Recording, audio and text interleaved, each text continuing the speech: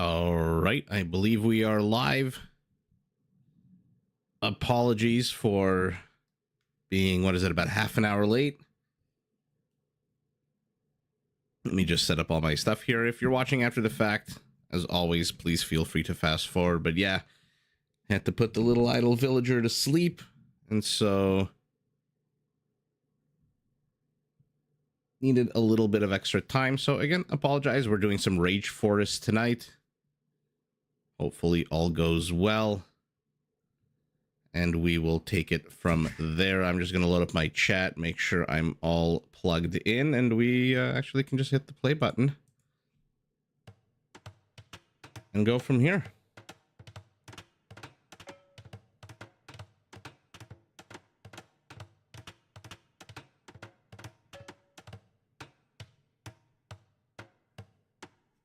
We are watching Team Barrels taking on Team Hera in round 3. Eiley, nice earlier stream. Oh, wait a sec. I thought it was 8:30. It's 7:30. Oh my goodness, my brain is I thought I was half an hour late. I'm half an hour early. Oh my goodness, William. Hello, hello. Well, too late to go back now.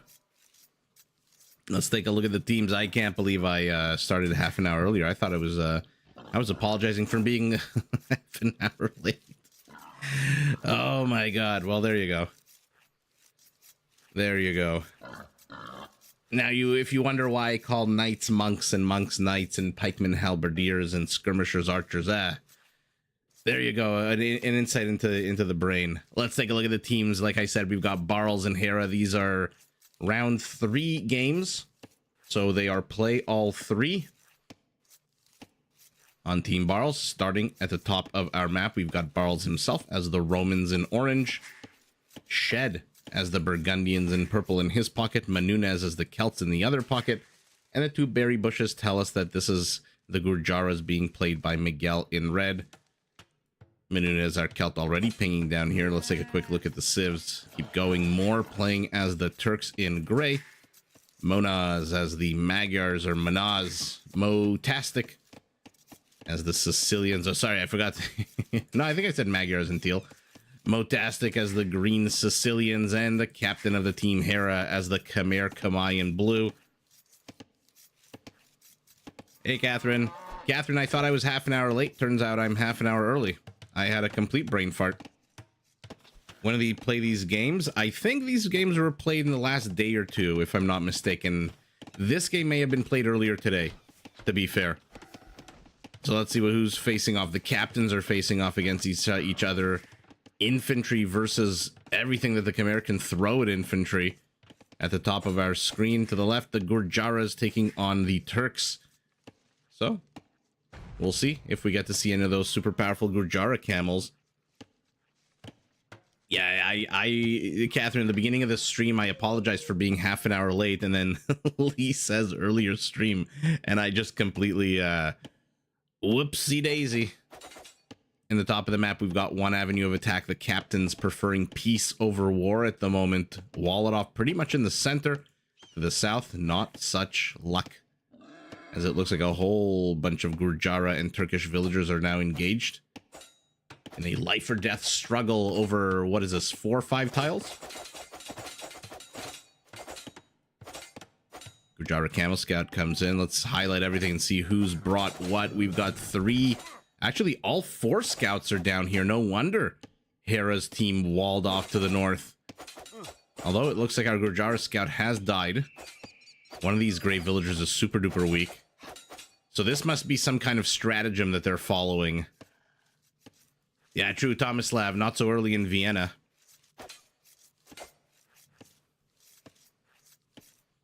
Corey, maybe one day they'll introduce... The Gurjaras technically have 3 unique units, right? War is being pulled, but I'm interested to see how this plays out for Team Hera, because again, they walled off the north and then all 4 scouts went to the south. Similar to how we saw Kingstone a few days ago.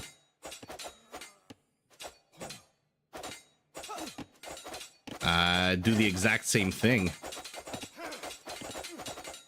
Now a big old village scuffle here. Our Gurjar bringing even more villagers. What's the health looking like on all these men and women? One very weak red one to the left, one very weak gray one to the right. He dies. The red one does not survive. So the straggler weakling villagers both got taken out, as did another Turkish villager. Yeah, earlier than usual. Well, whatever time of day or night it is, hopefully everyone's doing well and is ready for some good old-fashioned 4-on-4 Rage Forest.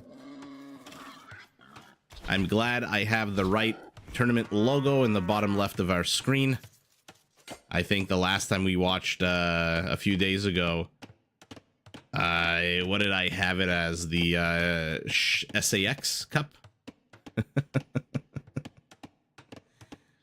Catherine, thank you so much for reminding me. Yes, do everyone hit that like button if you like what you see. Yellow is already pinging over here. Is our Burgundian going to come help out? This is a loomless villager, but this is a scout with 6 HP. So his battle days are behind him. He is now on civilian duty. Like a soldier who works as like a mall cop after coming back from the army. Yesterday you fell asleep. Did Doubt win? Yes, he did. You mean against Daniel? Yeah, he won. I don't want to spoil it for Catherine, because I think, Catherine, you also didn't see the last game. Although I guess by telling you it was the last game, I kind of just spoiled it, didn't I? It was 3-1 when you when you left. Yeah. Oops, my bad. Okay. Secondary stone wall here for our Roman. And after all that fighting, yeah, he did win that set. So the round of 32, I think about half the game. Yes. Sorry, Catherine. I didn't realize it until I said there was just one more game, and then I remembered it was 3-1 in a best of 7. So if Daniel did better, it would have lasted more than one game, I guess. But round of 32 is about halfway done. And so we're slowly entering round of 16. And then Rage Forest also now is, I think there's one more round after round 3. There might be a round 4. And then everyone starts battling it out. Looks like Hera somehow. Or not Hera. Yeah, sorry, my bad. Hera. I think earlier I said Team Hera sent all 4 of their scouts. I apologize. It was actually Team Barrels that sent all 4 of their scouts. Hera's scout is actually behind enemy lines right now, doing a little bit of scouting. What is Green looking for here? What is our Sicilian doing? Is he looking for possible infiltrations of enemy units? You didn't have a doubt, but I'm ching. Let's take a look at how many lakes. By the way, Forward Lake as part of the wall-off area is absolutely... I hate that. Actually, both lakes super annoyingly placed here for Team Barrels in the southern forward position. Hera's is up here as well, but at least it's in the back. And then Monaz. I hope I'm saying that player's right. It's Monaz or Manaz. And here we go. Somehow we've traveled back in time to the 1-minute mark of the game where villagers are still attacking palisades. Ujara Tower, Turkish Tower. In the Feudal Age, absolutely no difference between these two towers. Both will have 5 villagers. No, our Turk only puts 4 villagers in. So slightly weaker.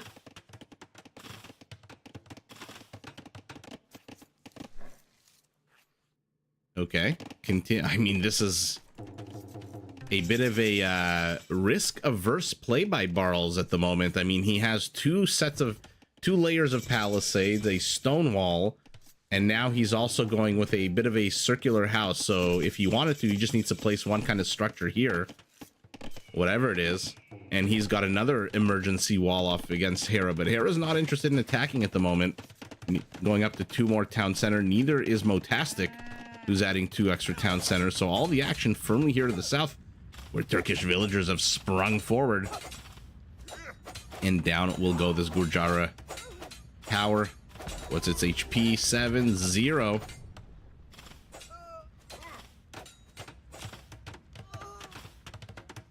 Unfortunate thing here for our Gurjara is that he's left the Turk with a little bit of a access, bit of a coastal access here to this lake.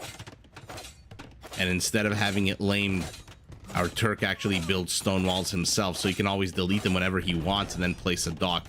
Otherwise, Red would just build these walls, and then Gray would never be able to build a single dock there. Or maybe I'm completely wrong. Maybe it's just all part of a single wall off here. Why did they remove the Indians? I'm not too sure. That's before my time. That is a year or two before my time, but you mean how they carved up the Indians into the Hindustanis and the Gurjaras? Is that what you mean, Tomislav?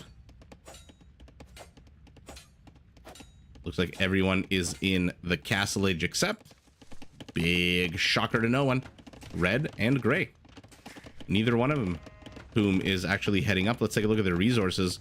Our Gurjara is broke. 0 gold, 0 villagers on gold.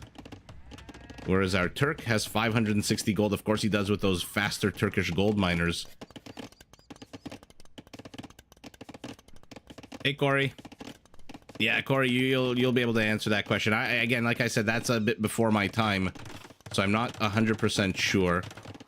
Hera's leading this one spearman on a merry chase through the rear of Yellow's base here. Will discover the second town center, although honestly, to discover that a pocket is plopping down a third town center is about as intuitive or about as helpful as discovering that this spearman is holding a spear. I mean, you're kind of going to assume that the pocket is going another town center. And look at that. Town center gets a kill. No dock attempts here. And oh, it looks like our Gurjara Miguel thought that maybe Moore was going to try to engage in some kind of shenanigans on the lake. And so he's got a preemptive demo inside of there.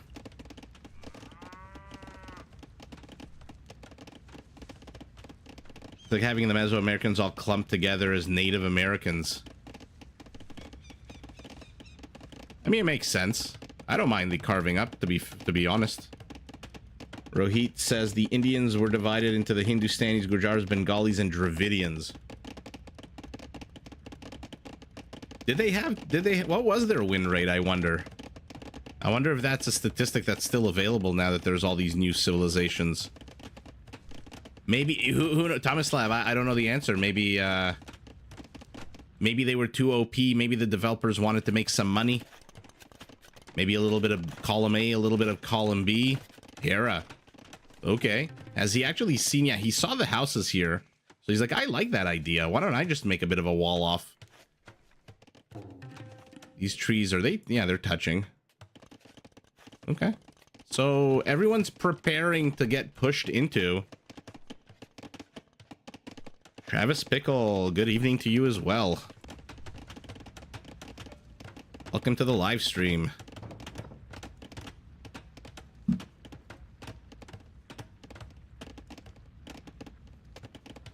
As we watch an empty lake and a demo ship that's inside of here.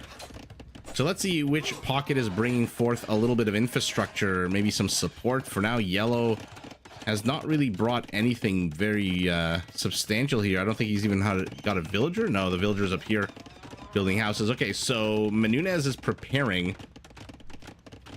But preparing for what will our Celt do? I'm assuming at some point we're going to get to see a siege workshop. He's got 500 wood.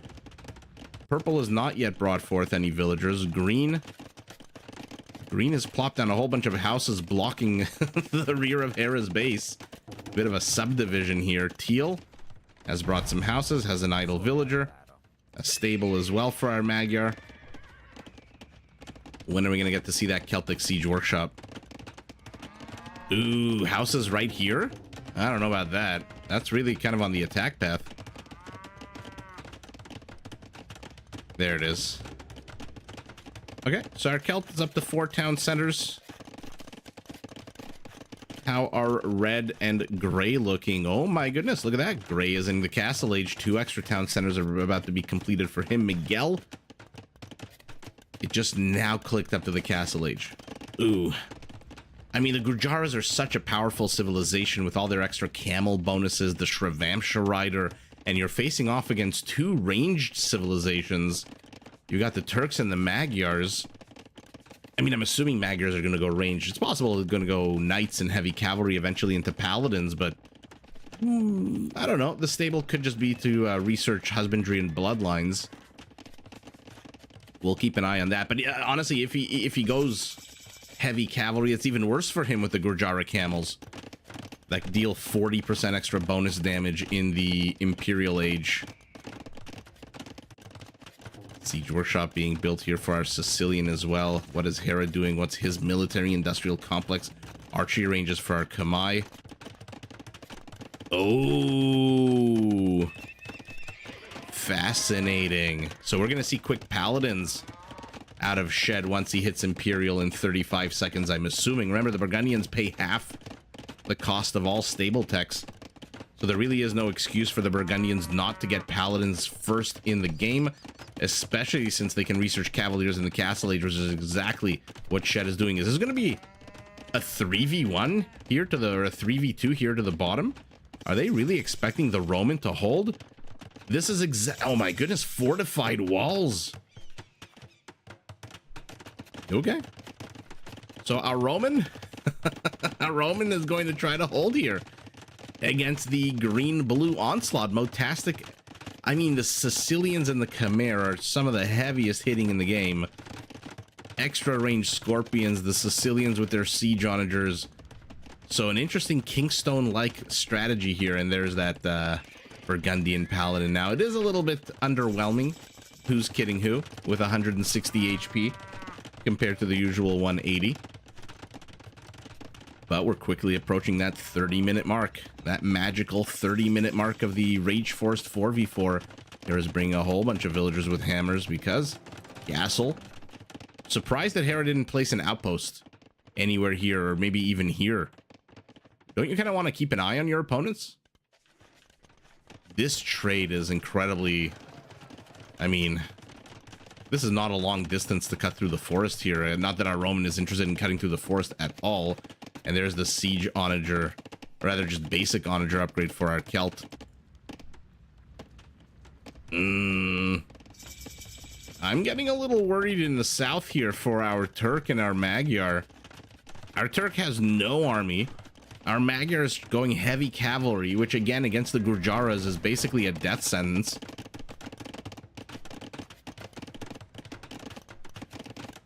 Tomislav, you're absolutely right. When the Romans were about to come out, everyone was talking so much shit about how they were going to be OP, how nobody would be able to stop them, how their infantry armor upgrades would make them absolutely lethal in the feudal age. And then they came out and they basically had like a normal win rate. And now, yeah, you don't see them very often. And what's more annoying, when you see them, the pro players don't really add Centurions into their mix if they go infantry. Why are you attacking a wall segment? Oh, they see the trade. By the way, very early trade here for Team Hera. And here's what all your wall offs are worth at the end of the day. Once this map hits Imperial and once it becomes basically Arabia. And what is our Roman doing? Our Roman is going infantry, so legionaries. Bold move against hand cannoneers. Let's see to the south what's going on. Our Burgundian is busted in. He is trying to chase the trade cards, but he's not a human paladin, so he's not going to catch up. Unless he body blocks. Oh, get this one. It's got gold. It's got 119 gold. If you can get this one, why are you chasing the empty one? Oh, that is so sour here for Shed. He chased the empty cart, and the full cart full of 119 gold made it through the blockade. Now there's another one with 119 gold in it.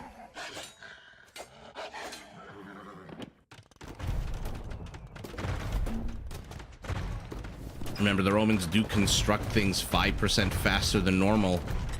So these walls are going to go up a little bit quicker. Is Purple going to try to send any kind of help? What is this up here? Just a market. So Team Barl's realizing, hey, wait a second. These guys have their trade up and running. Turkish castle is up. Janissary being trade.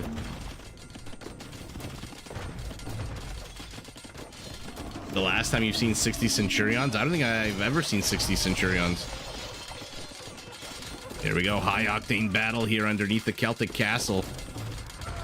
Does he have strongholds? Nope. By the way, strongholds, the technology would be healing all these halberdiers as they fight, which is pretty ridiculous. And now all of a sudden, these Burgundian paladins are starting to make their way into Hera's base. An emergency wall up by the Magyar here. Hera's pinging up here. He's busted in. Yeah, you can't wall on a Rage Forest. It's so hard. It almost never works. Derek, hello. Don't forget to like the stream. Thank you so much. What's gonna win out here? The Onager. Now Sieger, Hera's hand cannoneers. He's trying to predict Hera's movement. Oh, he's gonna clip a couple here, no? One more volley. One more volley. Oh, does get two of them at the end of the day. But now the Roman base is being pressed into with Magyar paladins in 40 seconds. And Hera is just absolutely laying waste. There's a donjon push accompanying this, by the way. How many donjons? Fourth one is being built. Burgundian Paladin versus Magyar Paladin. Magyar Paladin takes that. Especially since the Burgundian is still missing Blast Furnace. That's what's going on to the south. Turkish base has been destroyed. Do we have Fur Celtica yet? No, we do not. Has our Turk managed to escape? Yeah, with one town center. All right. We've got ourselves a good old-fashioned wibbly wobbly yin-yang. I don't know what to call this kind of situation. One team presses in and crashes a base to the top, and one team crashes into a base to the south. Thanos. Hello, hello. 60 elite ballista elephants can kill everything. Yes, they can. Except maybe 60 siege onagers. Yeah, Thomas Lab. Exactly. Our Magyar is chasing. His paladins are fully upgraded, I believe. Oh, come on. Let me click on one. Yes, they are. Luckily, Orange has escaped with a whole bunch of town centers to the rear. Our Turk... Are these Turkish? Yeah, okay. So he is building 3 more. And all of a sudden, trade route for both teams is very much in jeopardy.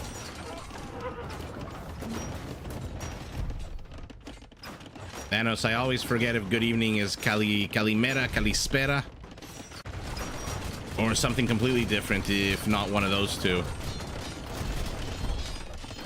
I think I asked you this last time you were, we saw you live. Hey, John. Nice to catch you early on. How are you doing? Kalispera. Okay, good. I knew it was one of those. Well, I didn't know. If I knew, I wouldn't have asked you, I guess, right? Where the hell are you going? Where? Oh my god, he's trying to get to what? Oh, there's still a market here. Delete your markets, guys. Oh, that is so unfortunate.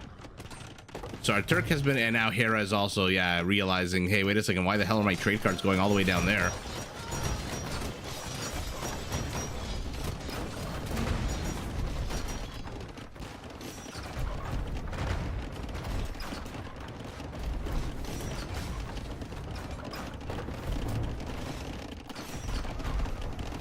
Ooh, look at Hera. Hera salivating at the thought of entering this base. Emergency wall off attempted, denied. I don't even know what the point of that gate was. You know you're not going to get that up. And if you get it up, there's onagers and trebs here anyway. Green is pinging over here. Not too sure why. Our Roman base, for the most part, is still intact. And remember, Roman halberdiers do come with decent armor, 4-4. Whereas our Turkish base has been completely gutted. I mean, he's got a little bit of vision with this one ridiculous line of sight outpost. But the Burgundian is taking his gold. Halberdiers and onagers are destroying the rest. So Orange is in a much better position than our Turk, who at the moment is adding more town centers.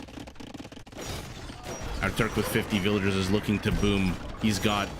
Okay, 400 food is not a bad amount. You can boom on that.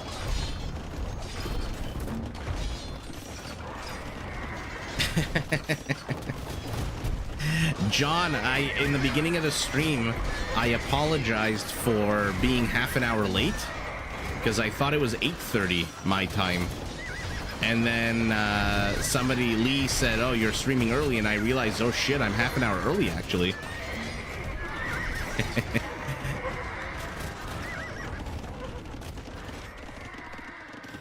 I thought I was half an hour late. So if you go back to the beginning of the stream, literally the opening sentence is, I'm sorry, I'm half an hour late. Okay, they've relocated their trade here, fantastic. But wait a second, where are the markets? Am I missing something? Is there a market here? Where are these trade cards going? What the hell? Why are these Magyar trade cards going all the way up here?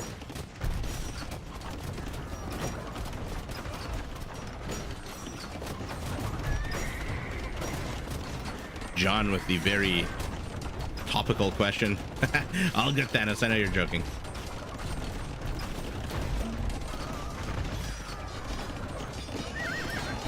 I mean, the Burgundian has the numbers here, but again, the weaker pal. Oh my goodness, the weaker paladin elephant archers from our Gurjara. Where's Frontier Guards? Give them an insane boost to their melee armor, please, especially if you're facing off against paladins. Can you imagine how much more shelf life these Gurjara units are going to have if they get a 4 boost to their melee answer? Oh my god, melee armor.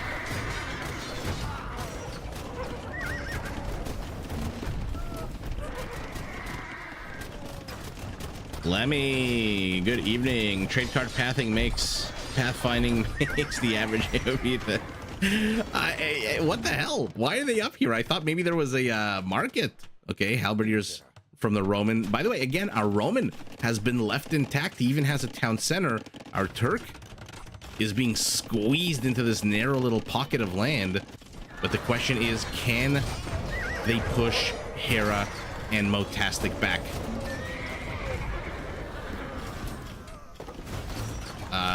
Did I just see commit a tensies? 1 second. Does he have any legionaries out yet? No, he doesn't. So he's we're gonna get to see legionaries out of Orange. Or did I see ballistas? I can't remember what color the crown was.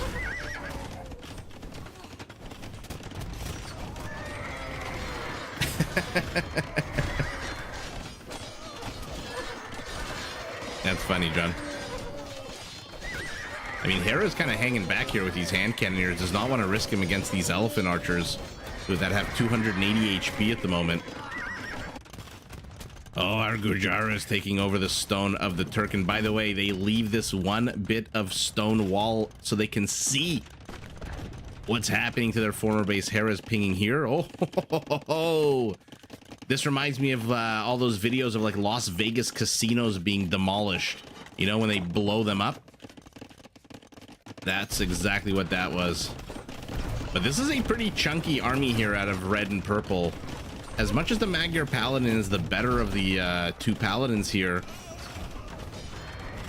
this is a lot of HP. This is 5,000 HP of elephant archers. And I believe, do they have the no attack bonus yet against the spearmen?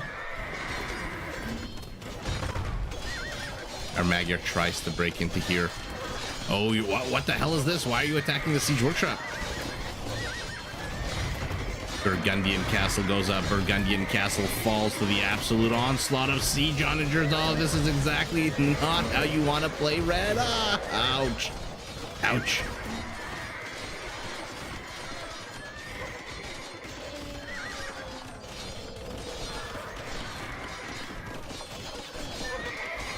I love Greek yogurt. Like the brand that they sell in North America called Greek yogurt. Not like yogurt from Greece. Although I suspect Greek yogurt, the marketing makes it sound like it is from Greece. What I really miss about Greece, to be fair, is the giant plates of meat at the restaurants. And the weather, of course. I remember going to a restaurant in Athens, and I ordered I think it was like a party of 2 meat platter. And it was literally like 6 inches high worth of meat. Of beef and lamb and chicken. It was so good. These Gorjara Elephant Archers are a little underwhelming, are they not?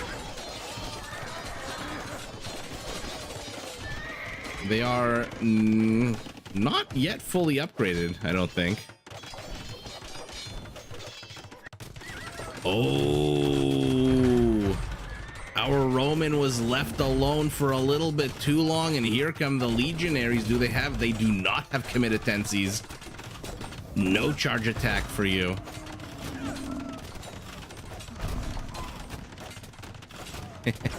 They're still raising Spartans.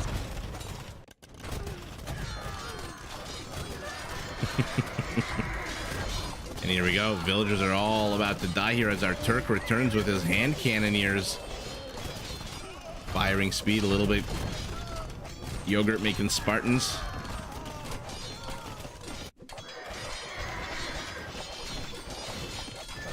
So we've got ourselves a few battlefields here. Teal is pinging up here, which tells me that it's possible that they're not realizing that there is an attack happening here. And I would love to see Roman legionaries take on the absolute heavily armored sergeants. But the legionary does not have committed tenses. He still does come with a +4, I believe, attack bonus against infantry.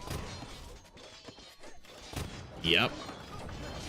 And so I don't know who wins a legionary versus sergeant war. I think I had a short a few months ago of that. By the way, if you're watching the stream, listening to the stream, just have it on in the background while you make yogurt at home. Please do hit that like button. And if you like what you see in here, please do consider subscribing. I think the legionary wins as well. Yeah, it's that the attack bonus cutting through the armor is really. But remember that the sergeant takes less bonus damage, right? As all Sicilian units do. Why are there no frontier guards on these elephant units against melee paladins? Hera uses the same alley that was used to attack him. Oh, I think I see. Oh my god, never mind. I thought I was gonna say scorpions. Yeah, everyone's kind of betting on legionaries. I think so too, especially if there's a centurion nearby and they attack faster. No upgrades for team left, no upgrades for team right. We are in full fight mode. As Doc would say, fight. Elephant archers retreating. Castle firing. Do you have strongholds? You still don't have strongholds. Why does our Celt not have strongholds?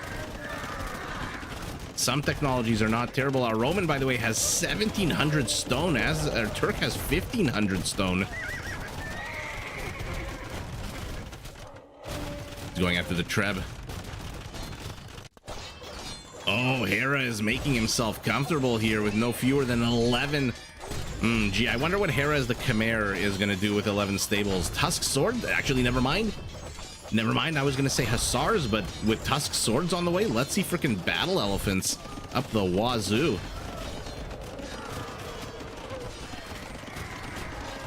Yeah, Thanos, that's... I think I've said this like a million times. That's why I like Deathmatch.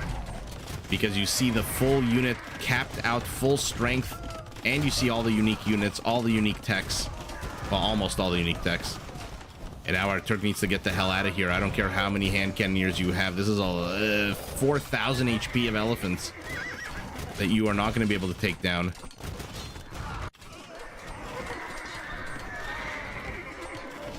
The stable district. That sounds like some like New York Upper West Side bougie. Oh, you know, we just spent the night at the stable district. Got real hammered at the stable district. Oh, he's chasing into hand cannoneers with legionaries. No, at least bring a centurion. Make them move a little bit faster. What an absolute waste here.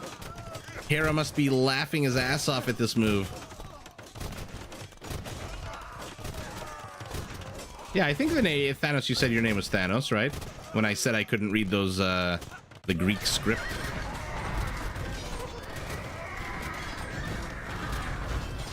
Don't snap your fingers, okay? Leave, unless you want to snap your fingers and double the size of the viewers of the stream. In that case, I'll allow it. Hera, 28 seconds away from freaking elite battle elephants with tusk swords. And remember, these are Khmer battle elephants, so they move ridiculously fast. But they get surrounded by legionaries. Not perhaps the most historically accurate of battles, but a super cool battle. And oh, it's bad enough to face elephants. Now you're also facing hand cannoneers with 88 kills.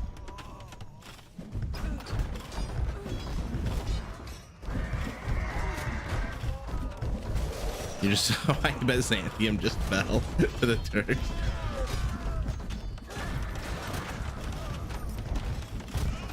You mean 12 letter names or 12 word names? Miguel is buying so much wood. He does have 42 elephant archers.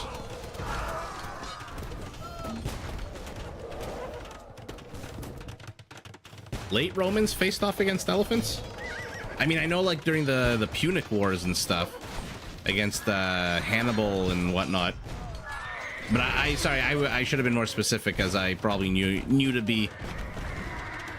I think the legionary I remember was late stage Roman design, if I remember my Reddit shitposting correctly.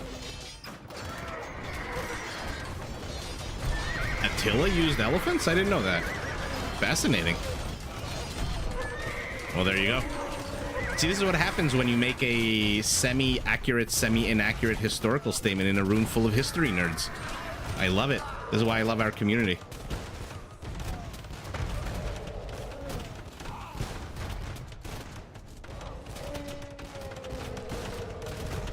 By the way, these Turkish towers have 42 kills. So the Turk is reclaiming his homeland. Teal is pinging down here saying, what? Let's rebuild our trade route? By the way, Orange is still alive. For all that Hera is here and doing an amazing job, Orange is still alive. But there is a big castle being dropped right here, and these halberdiers cannot get through because, of course, Hera built a house with 30 HP on it. Although I guess they can come through this side. No, he's walled himself. Oh my god, look at this. The villagers are between two houses. Although this one again has 30 HP, so a few centurions, legionaries, should be enough to destroy that.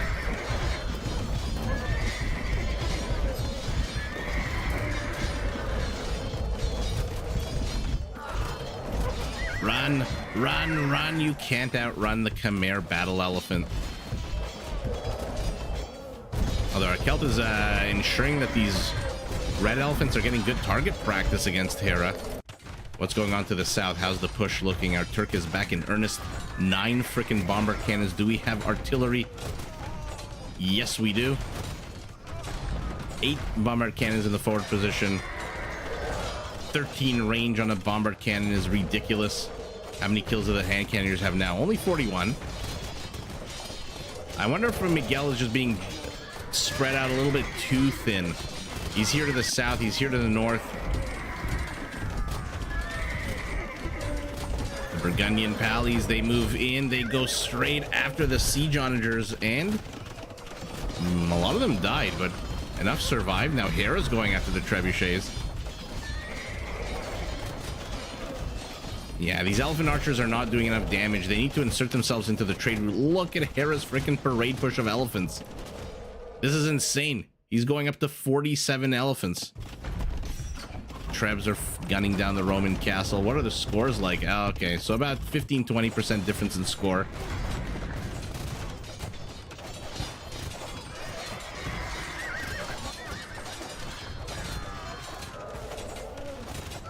That might be Scipio Africanus.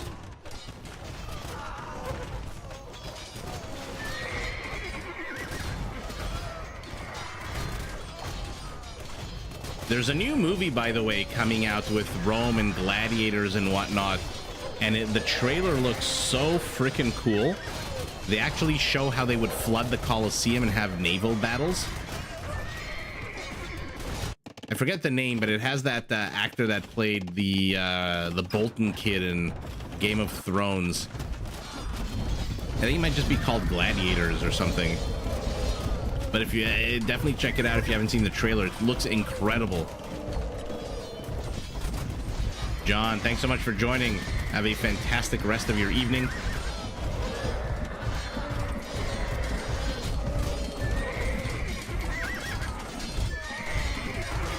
Pedro Pascal. No, I don't think he's in that movie. Look at these guys chasing a single trade cart here. What's the payload on the cart?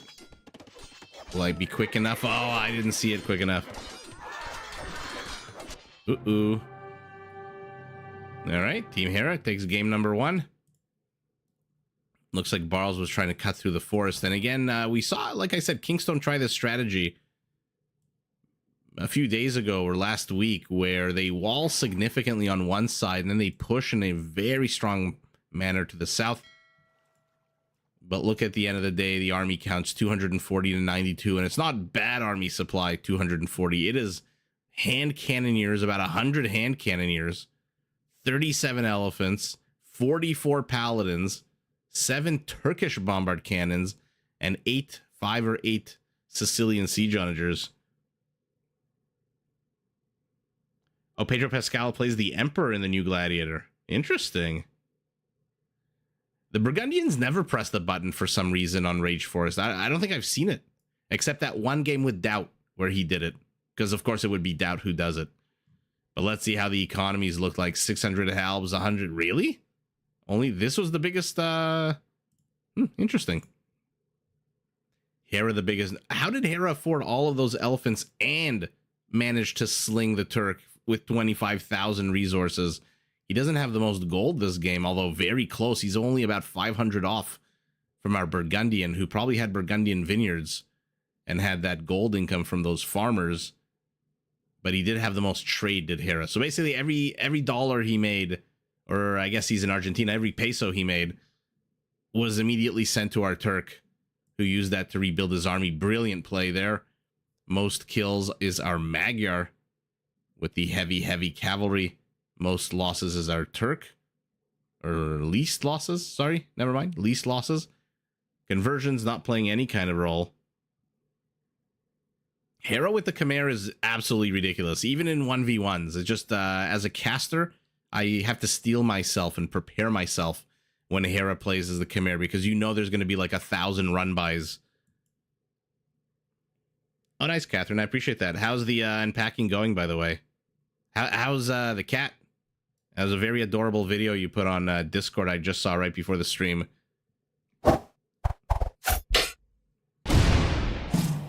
True story, as I load up game number 2, my cousins found a cat on the street, and they took the cat in. It was also, I mentioned because he was also all black cat.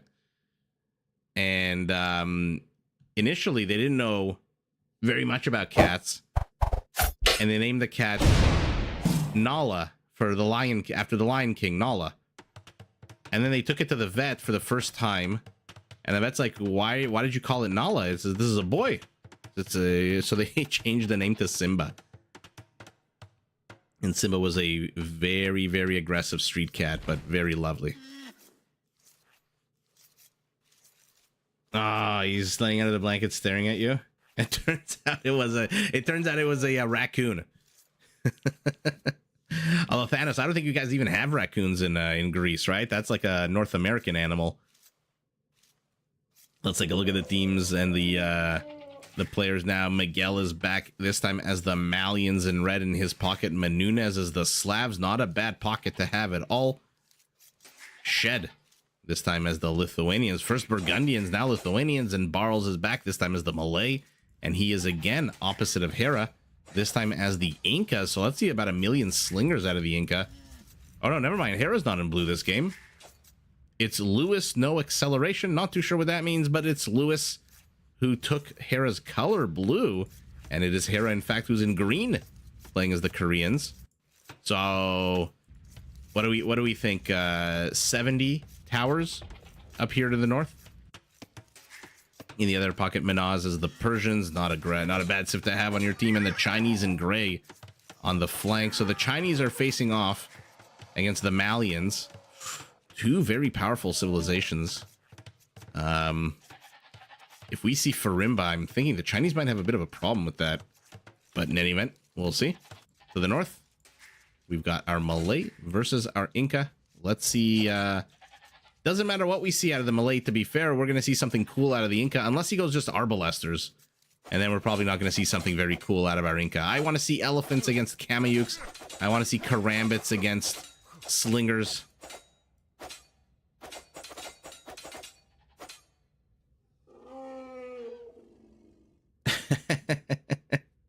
A girl named Greg. That reminds me of that Johnny Cash song, A Boy Named Sue. Let's take a look at the map, because we've got a very interesting situation here to the north, where there's one avenue of attack very close to Lewis's base, but then there's this weird alleyway that our Lithuanian has already walled off using part of the stone to the south. Okay. Not very complicated at all. It looks like our Chinese is making zero effort to wall this off. He hasn't even... Okay, so he's seen a little bit of the palisade wall and says, you know what, fine, you can have this. I'll just conquer it later. Yeah, I'm not surprised that the Khmer is one of his best civs. Any civs with powerful raiding features are Hera's best friend. Just because it's very much his instinct when he gets attacked in a 1v1 to attack right back. And there's no better unit in the late game to attack right back and get over to your opponent's side of the base than the Hussar. Green is pinging. He wants these adorable gray wrinkly butts. And what do we think the center looks like today? I'm having trouble figuring this out.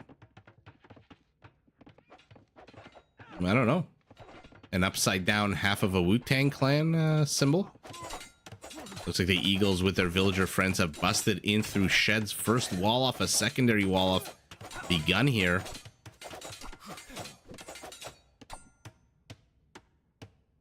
He micro scouts like they're archers, yeah.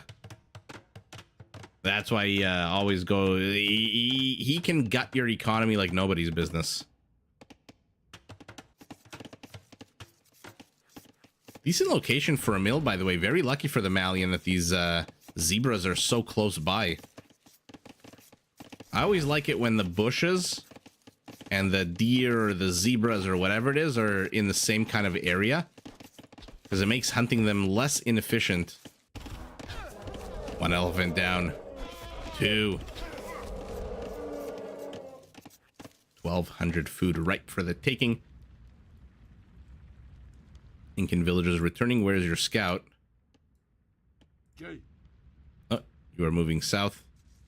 Okay, so he's preparing to pull these elephants.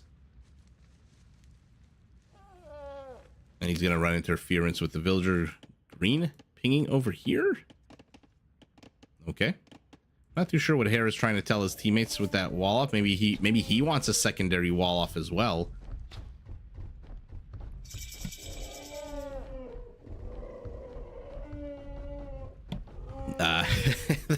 That scout was supposed to be running interference.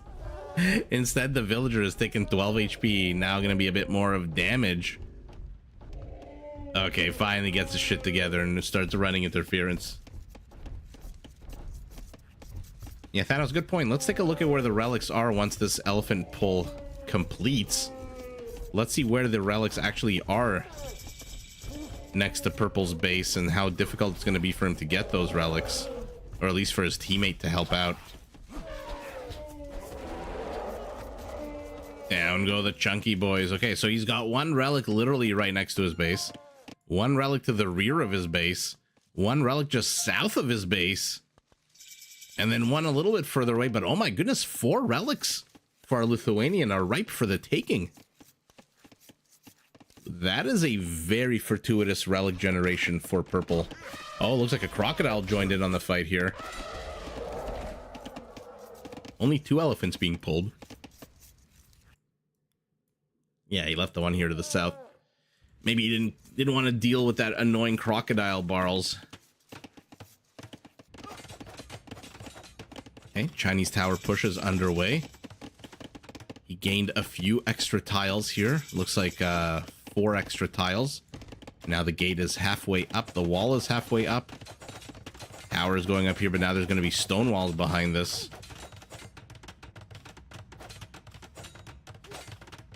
wonder if Team Barles is going to do the same thing they did last game, where they shore up one side of the map and then attack into the other. For now, it doesn't really seem like that. But you never know. It's fairly early stages of the game. Hera is pinging here again, or now it's Lewis who's pinging here again. There's a whole bunch of villagers moving forward with bows and arrows in their hands. There is nothing here to hunt. Where is he going with these 5 villagers? Catherine, thanks so much for joining and commenting and reminding me to say, everybody, please do hit that like button. And hopefully catch you later tonight. But if not, till we meet again. A couple of Malian towers are facing off against a couple of Chinese towers. And let's see what is happening.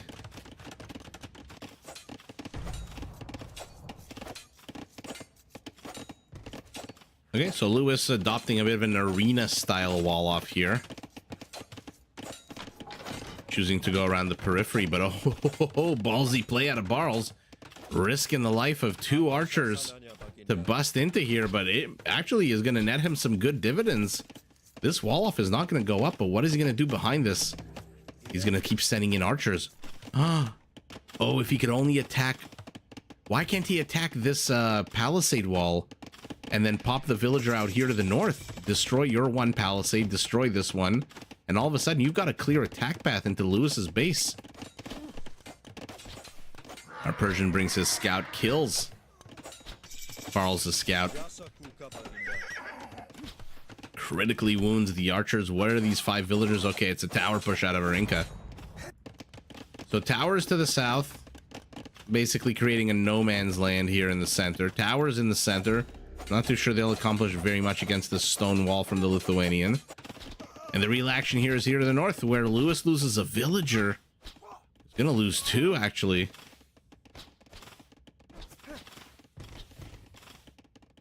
Yeah.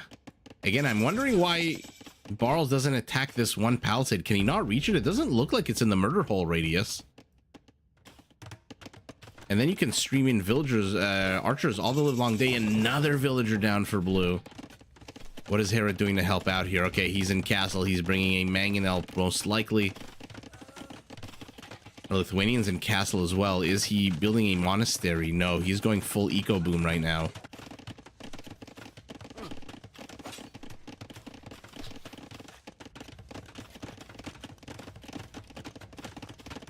Another wall off here from our Malian. So he does not want any kind of interference. And how? Oh, for some reason, I somehow thought this was a blue scout. I was going to say, how the hell did blue manage to bust into here? But he did not. I love this wall off here by Lewis. But oh, there's one villager who's stuck. He's stuck. Oh, it's so sour to be stuck in feudal age, no ballistics, and miss almost every single volley, but the wall off is complete. The Malay incursion into this Incan base is at an end, and here comes a Persian knight to wrap up and clean up the last remaining unit. But there is still a spy goat behind enemy lines.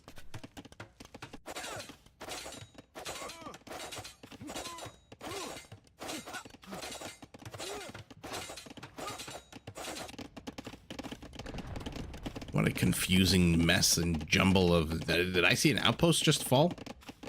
How's our Inca doing, by the way, with his attempt to bust in here? So Hera now doesn't need the mangonel anymore to support his teammate inside of his base.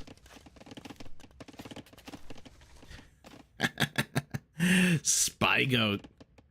So now he trains the mangonel on this wall segment, and of course he hammers the one weak link here. Or is he not? No, he's going after that one weak piece of wall.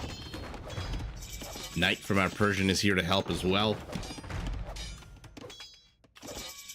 But countermeasures are already been initiated. Our Lithuanian with a siege workshop of his own. Tell me you've got a monastery. Nope. So right now, the name of the game is survive with your siege for as long as you can. And then start pumping out your units, I guess. What's attacking here? The tower is attacking this segment of the wall. This tower is attacking the house. Our Slav is pinging here. Our Slav with his discounted siege might want to help out here. Doesn't look like Menunez is expanding anywhere. He's got a nice X marks the spot row of town centers, but he has not added any infrastructure to the south. He has not added any infrastructure up here to the north. He's got a scout. Kind of injured, no kills. Ooh, will Hera notice? Will Hera see this Lithuanian Mangonel inching forward? He's brought 2 villagers, but I don't think you can reach. Can you?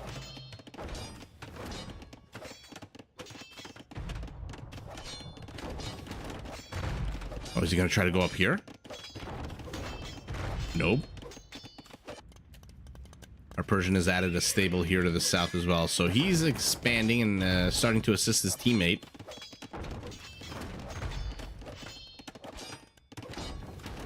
Everyone but Lewis, who was pressed into his encastlage, but he is just a minute and a half away, creating a secondary wall off here.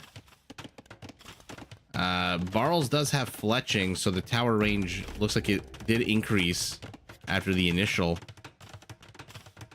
And there you go, all of a sudden, you're nice and safe and secure yet again.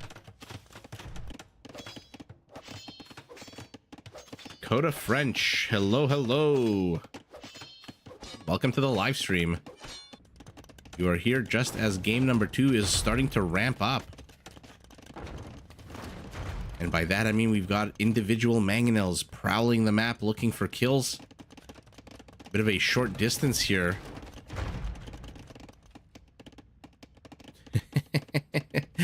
Oh my goodness. This reminds me of those videos on the internet of those like 2 dogs barking at each other through a gate. And they're barking and yelping, woof, woof, woof. It looks like they want to fight.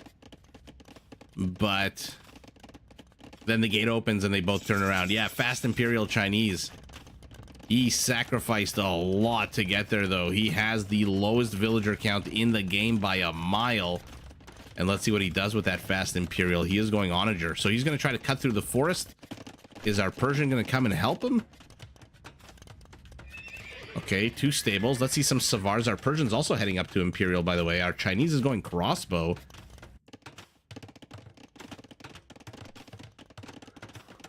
The stalemate here to the north continues over here as well, but Hera's focusing his mangonels on this one unfortunate gate. And it looks like it is going to be Barles, our Malay, who hits Imperial first. And I'm curious to see the battle elephants, whether we're going to get to see any of those. Or like I said, if he's just going to go a bit more of a conservative Arbalester play.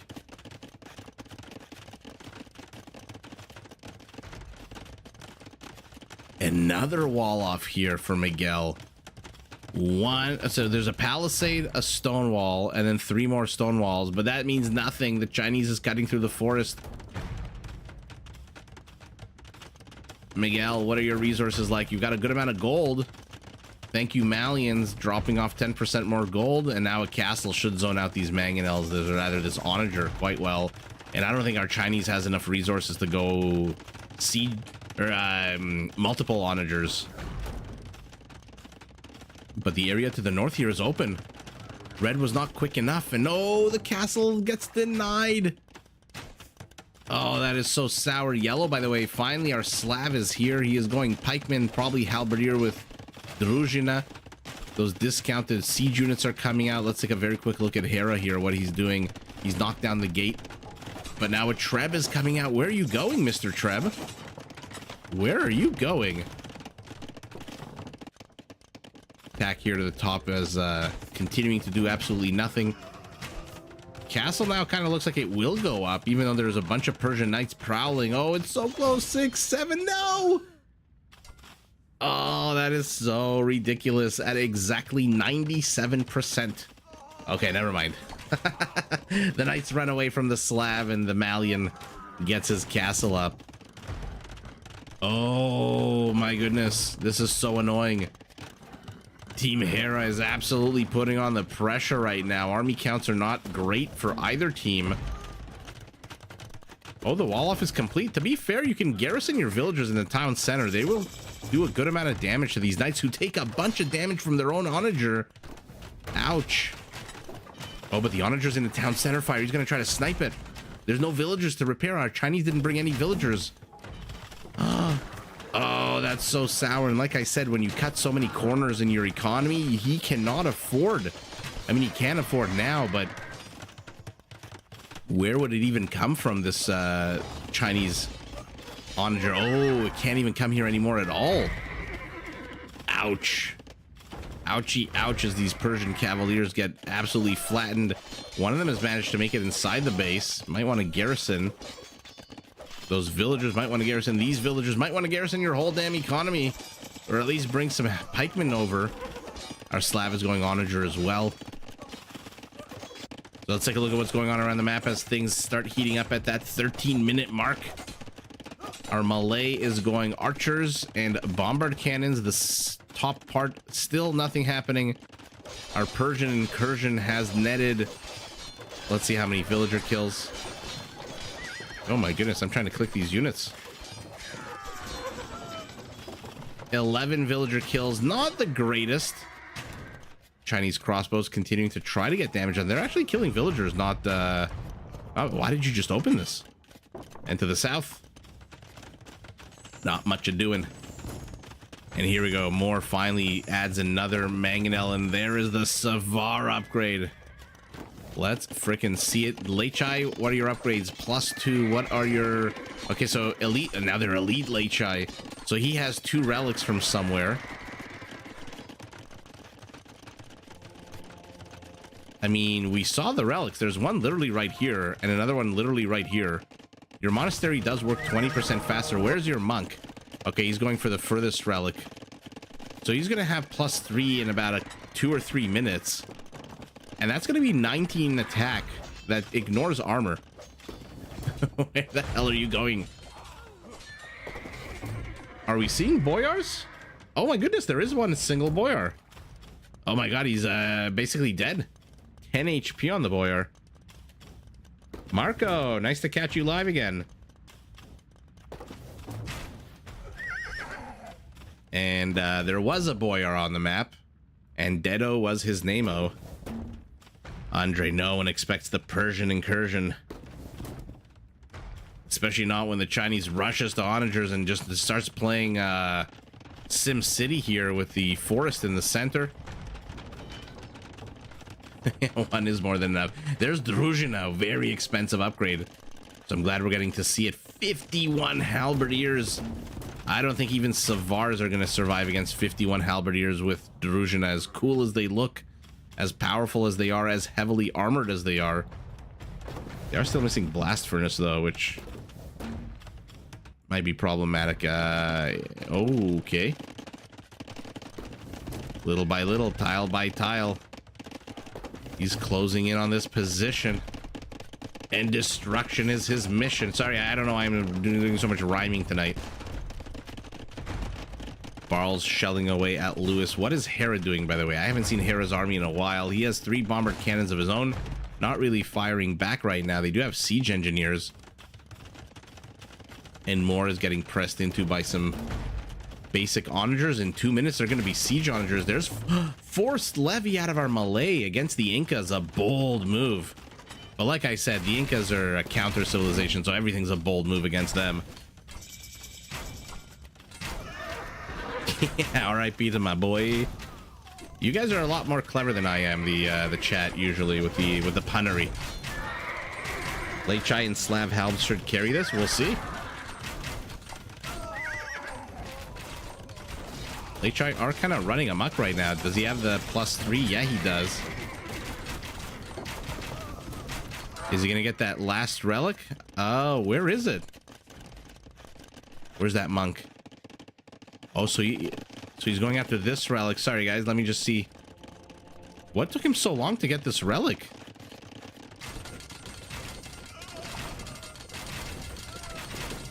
Let's see Savars take on Boyars. We've got Gabedos. They are basic. They are not elite. But with their melee damage, they will take down structures very quickly.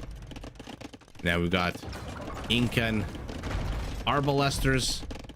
Korean siege taking on forced levy. How many barracks? 9 barracks is a good start. What is this Treb doing? Taking down an individual segment of the wall. I mean, hey, Harry, you have enough bombard cannons here? 7 bombard cannons in the forward position.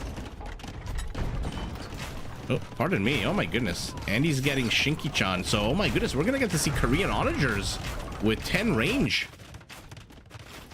Ooh, let's go. Let's freaking go. Boyar versus Latus. Boyar. Oh, my goodness. Savar versus Latus. Delete all this infrastructure. Just make one big battlefield and just duke it out. Do it for the gram. Okay, not the quantity that I would have wanted to see it, but never bad to see a battle. These Savars are doing a lot of running around, and that basically means they're doing a lot of dying. By the way, how did this cut go? It looks like it was pretty much taken care of. Ouch. Our Chinese is having no luck with the cutting this game. Two-handed swordsmen are out. What are their upgrades? Still missing blast furnace. Purple HI are closing in on what? No, why are you just standing on defensive mode?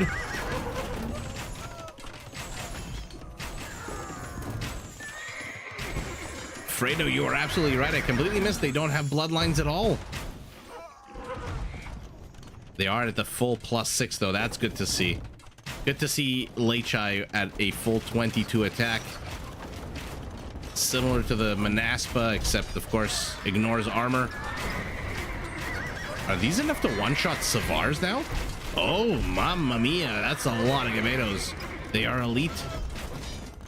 Malians do not get blast furnace. Will he get even a single Treb? No. Or maybe these Trebs will get a Treb. No, they're going after the Malian castle. And the Malians move forward. They are just sniping everything. How many kills on these guys? 38. I should say these gals, not these guys. But yet again, Barles is collapsing. And yet again, he's collapsing going infantry against archer units. Lechai with the exception of... Actually, you know what? He's also missing husbandry, is he not? I think the Lechai move at a 1.54 instead of 1.4. He's buying a lot of food, which both bloodlines and husbandry cost, I think, 150 food each. Oh, decent attack round there out of these siege hunters from the Slav. Savars are going to close, but they're going to close straight to hell. 50 kills now.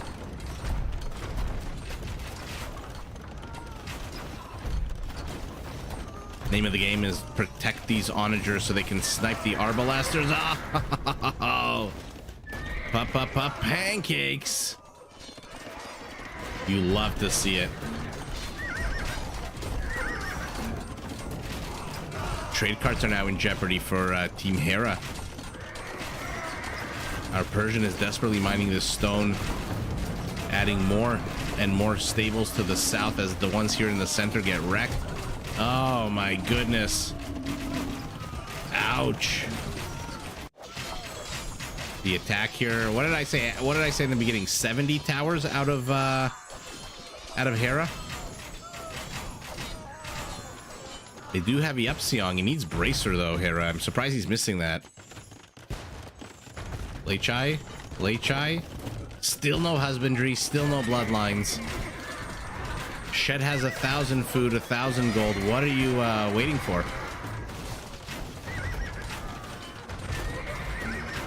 Lemmy, you like the Gabeto play? Let's pivot back to them then. They are just such a ridiculous unit. It's like a throwing axeman on roids on Pervitin.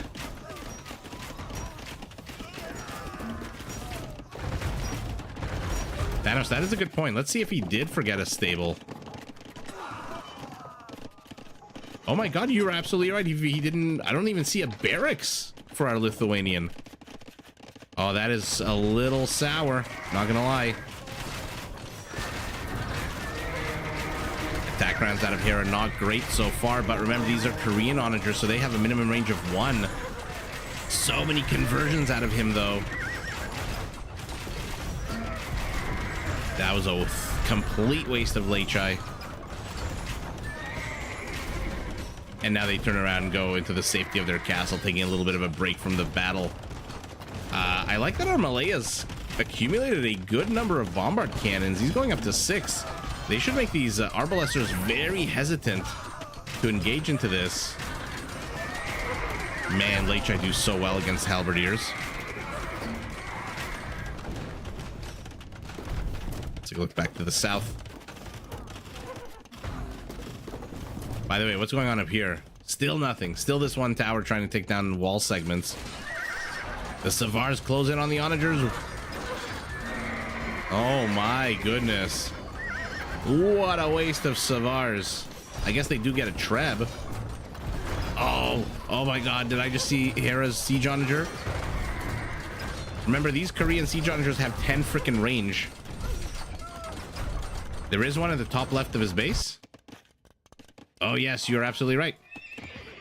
I missed the horse's ass. Well, now he has no excuse not to have bloodlines in husbandry.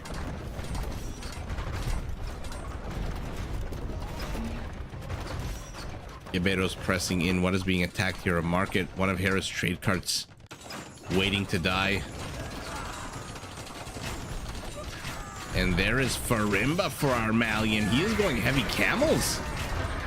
Interesting.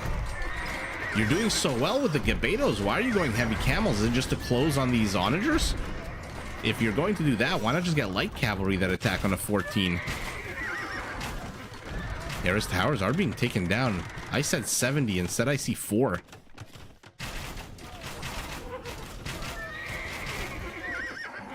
Karambits! Yep. We've got Zerglings on the field of battle here. I'm surprised that our Inca is not mixing in any Kamayuks, especially when you see your opponents going heavy on the frickin' Lechai. And you see they're missing 20 HP and move slow as shit. What a beautiful image. Arbalester's moving forward, and let's see it. That Inca food discount does not apply to these Arbalesters. They do not cost any food at all. He's trying to snipe the onagers. He does not get even a single one as the Karambits absolutely swarm over those Arbalesters, and now they're trying to get here to the south. They are going to eat Hera's halberdiers for breakfast, lunch, and dinner, and what a pancake! What a pancake out of these Malay bombard cannons. And they reclaim Barl's forward position here to the south. A bit of a stalemate.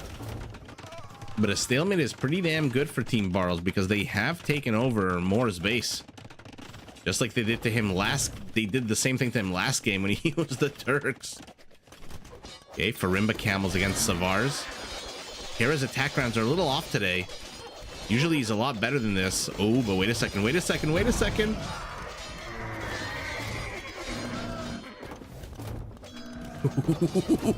Miguel with the fancy footwork. And that's what I was asking Miguel. Why are you getting camels? Why are you not just going light cavalry units? What is happening here? Okay, they're walling this off. What an absolute ridiculous army. What an absolute ridiculous army. How many, what are the upgrades on the elite Karambits? Fully upgraded. Although, Menunez might want to be careful with these siege onagers. He's going to start clipping his own teammates' units if he's not careful. And look at that, our Malay. 3 more siege workshops in the forward position. Our Slav, the exact same thought. There's a castle here, but not for long. Wow. What an exciting game right from the very start when our Chinese hit Imperial, tried to cut through the forest. The Persian incursion didn't really accomplish too much. And then since then, Team Barles was just basically on the offensive. Hey, Richard. You are joining right as game number 2 ends.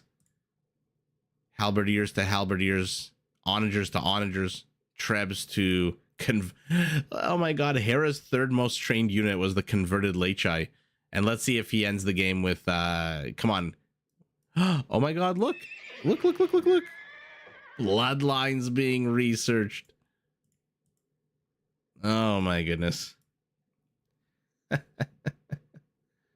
The karambits they're not faster than late chai, but they really are almost as fast. 1.32 to 1.4, which is ridiculous. Although I guess this horse has to carry a man with a whole bunch of armor, whereas these guys are shirtless like a woad raider, carrying these ridiculous oversized karambits in their hands. Oh my god, what a fun game. Not the longest game, but super fun. Biggest donor is again Hera. Biggest recipient is on the other team, Barles. That's how we managed to survive and thrive with those bombard cannons. Most trade for our Persian. And look at our Lithuanian. The most food, the most gold, the most stone, and yet just now getting bloodlines. Most kills to our Lithuanian. Big surprise there. He was basically facing off against halberdiers the entire game. And least amount of kills, least amount of dead is our Malian. Well, that was a really fun. We've tied up. Remember, these are a play all three. So we are going to get to see 3 games no matter what happens in these 2 sets that we're watching tonight. Let me load up game number 3 for the last one of this set, and then we have...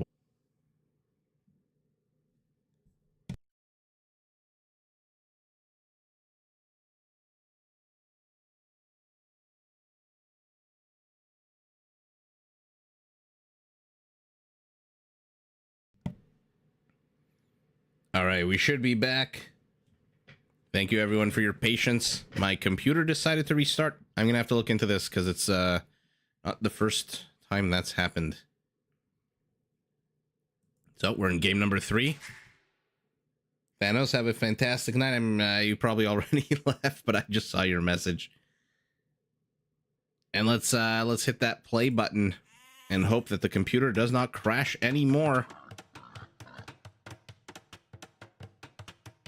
Let me know if you can hear me, if everything is back to normal. Should be. We've got Miguel this time as the Byzantines in red, Menunez as the Dravidians in yellow in his pocket. Cool Cat has been subbed in purple as the Goths. Not a bad pocket to have. And last but not least, Team Captain Barles this time as the Italians. To the south, we've got Moore as the Vietnamese, Archer versus Archer. Manaz as the Tatars in teal in the other pocket. Hera as the Ethiopians. And last but not least, Lewis is back as the Bengalis in blue. Fredo, all good? Okay, good. I don't know why my computer just suddenly restarts sometimes, but I kind of get a sense when... I think it has to do with the YouTube streaming software, but I'm going to definitely look into it. Byzantines taking on the Bengalis. I mean, Byzantines are always a tough nut to crack. And on this side, we saw the Italians facing off against the Vietnamese. What an ugly, ugly map here on the right side. I mean, I don't even know what this is. But we've got a battle already here on the right column. Awesome, Richard. Thank you so much. Marco, good to hear. Good to hear. Okay. So we are back. I'm glad it didn't take too long. The computer just had to restart. I had to restart the game and all that good stuff. On the western shores of the map, we've got one avenue of attack, and then whatever the hell this column is. So instead of one big middle forest, we've actually got 1, 2, 3 forests. I mean, this you could count also as as part of the center. I don't know what is happening. It looks like somebody took a pair of scissors or a box cutter. Or what is it called? An X-Acto knife, and just cut these forests into bits. Our Byzantines already beginning to wall off with their 10% chunkier palisade. Ooh, is he gonna get the last 2 before Hera gets in here? He does.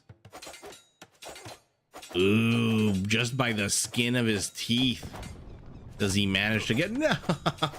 Oh, but Hera loses a scout. That's not good. Okay, so the wall off is back, except for, I guess, this tile up here to the north where Lewis can still sneak in his villagers. What is happening here? Hera's pulling his boars to the right side of the map. It looks like not really a big contesting of land here. The players deciding to carve up the right column in the center The left column is, I mean, they don't see any enemy units, so we'll see how far these orange villagers decide to go. Okay, now Manaz. Again, I apologize to the player. I'm not sure how to pronounce his name exactly. Is sending a single villager. And it's funny, he thinks he's going to get all the way up here. This scout is basically dead. Is he going to join the wolf?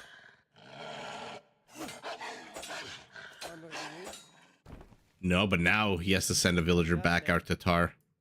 I always feel kind of bad for the Tatars in Rage Forest. There's not a lot of elevation for them to take advantage of one of the most powerful bonuses, I think, military bonuses in the game, where they do 50% more damage on the high ground.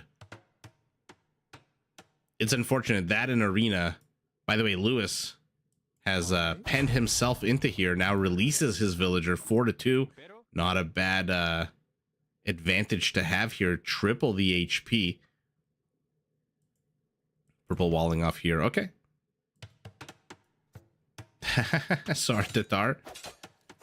Might want to cancel this, get back this 12 wood that he needs. He's only at 88. That'll put him up to 100 so he can build himself a nice lumber camp somewhere. More wolves are attacking. No Magyars in this game, right? Yeah, so no one-strike policy. Why is Hera's villager not attacking the wolf? He took 14 HP of damage unnecessarily. But ultimately does kill the wolf. Or getting told, Lewis's villager continues to wall himself in as Lewis brings 4 villagers in a scout now. I mean, what the heck is going on? Why is Team Barles letting this happen? They're immediately walling up, but you know he's just going to go wall here, right? He's going to try to lame the ability of Menunez to reinforce Miguel if Miguel comes under attack.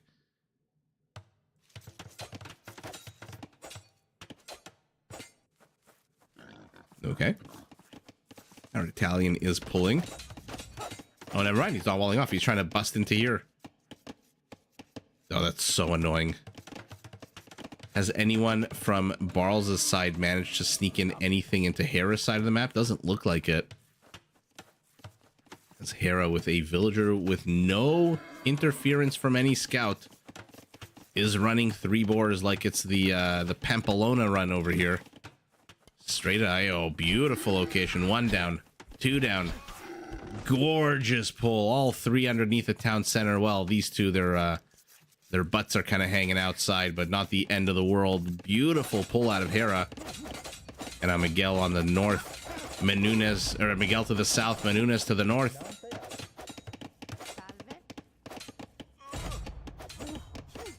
And Lewis is on the run yet again. Harrison Ford fugitive style. He is just running.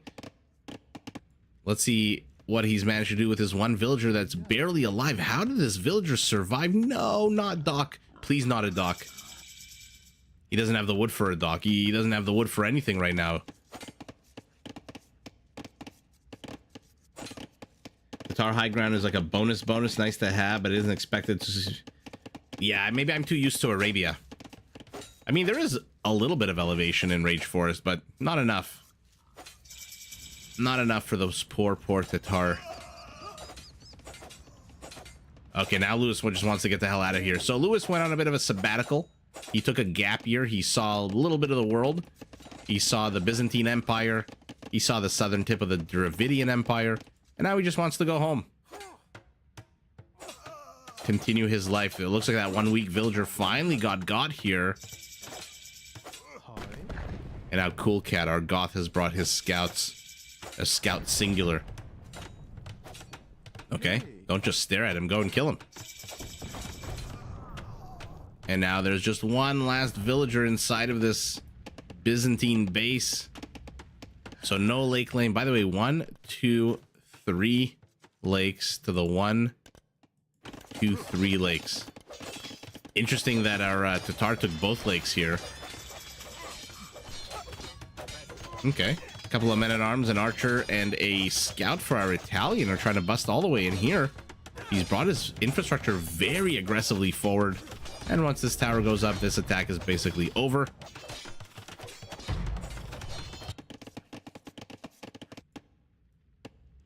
And Pieces fallen on the land here to the west as our Goth tries to clear out the last remaining infrastructure. And now he's on the search. He's on the hunt for any villagers that may have been left in here. But luckily for Team Barles, there are none. Has Blue seen Purple's wall off here to the north? No, he hasn't. Interesting that they both have the same mentality to use the stone in the part that's closest to them to wall off the base. Men-at-arms are outside the radius of the town center of the, oh my goodness, the tower.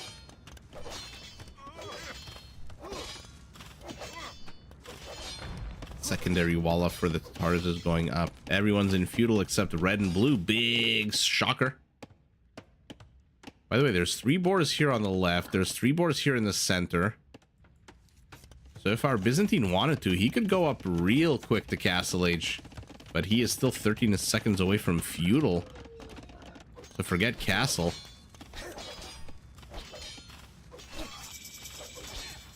And then remember, after that, it's clear sailings for the Byzantines to get into Imperial. They pay only 2/3 the cost. What are you attacking back there?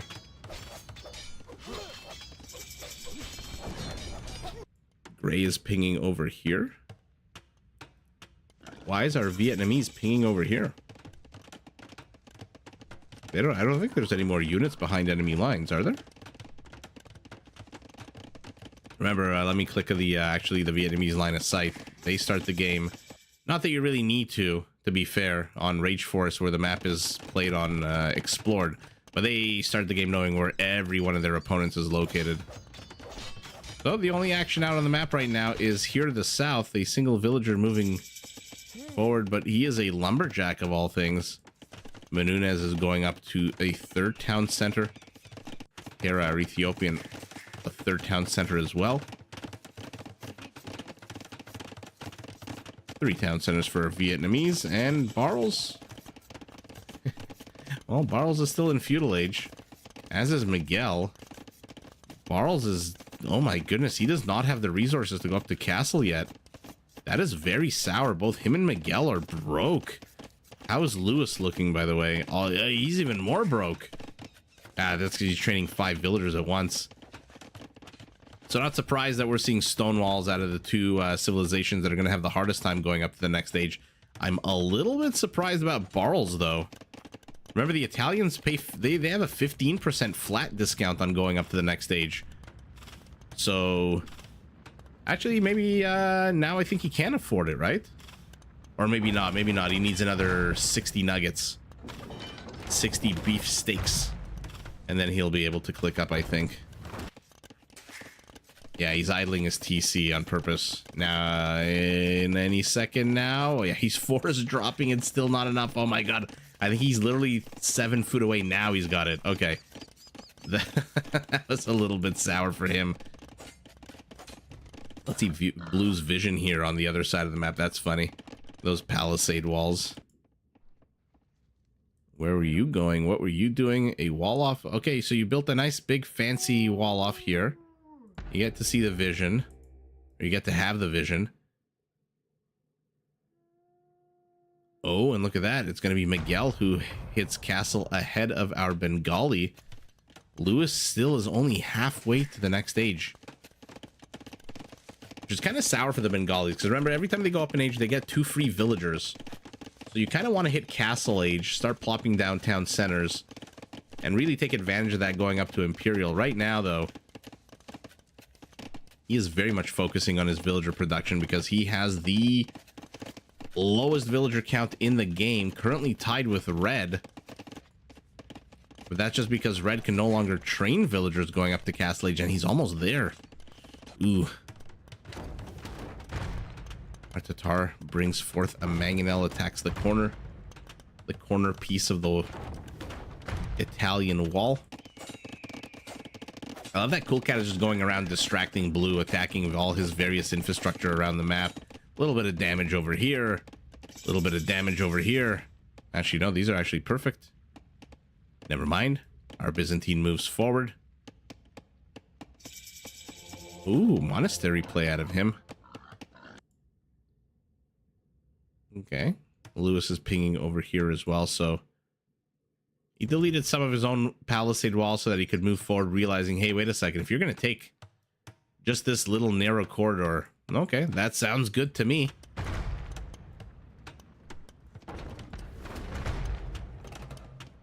Where is the Italian army, by the way? Oh, it's rounding the horn up here to the north.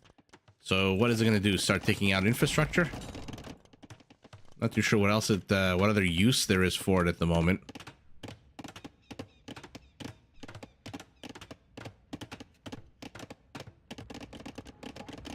Our Tatar really is taking both lakes here.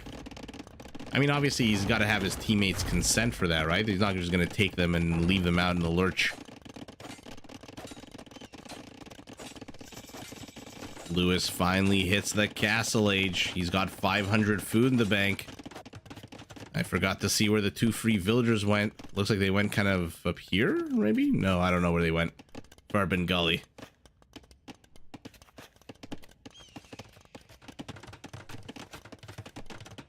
Barely any wood for our Bengali as well, and he spent all of his stone in a very aggressive castle location right up against the enemy palisades. I don't know, that's almost never a good idea to do that. And yeah, the Italian army is on cleanup patrol right now. What's going on to the south? Okay, we got a Mangonel versus Mangonel situation, as we have a castle versus castle situation. So blue sees red's castle, red obviously sees blue's castle.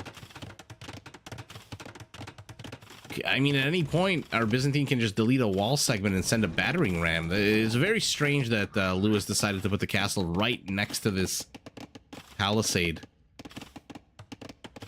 Or wall off of any kind, to be honest. Wolf not going to do very much against this villager. Fishing industry for our Vietnamese up and running.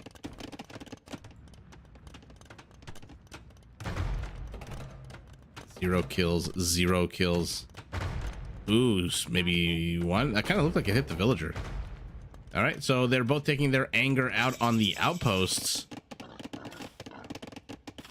Our Byzantine is gathering relics, getting block printing to add a little bit of extra range and line of sight to his monks.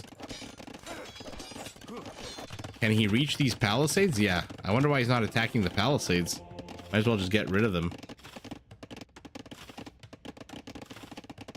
This is a very aggressive castle placement. Again, I question the idea behind, do you really need the 2 extra tiles? You don't really reach anything anyway. You're not even reaching these 2 monasteries. And now he's walling up behind it? And big surprise, our Byzantine hits Imperial, immediately gets a treb out.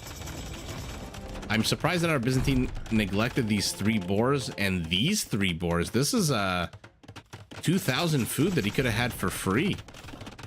But it doesn't really matter. More and more players are hitting Imperial. Our Dravidian is an Imperial, which is very bad news bears for Lewis and Hera, to be honest.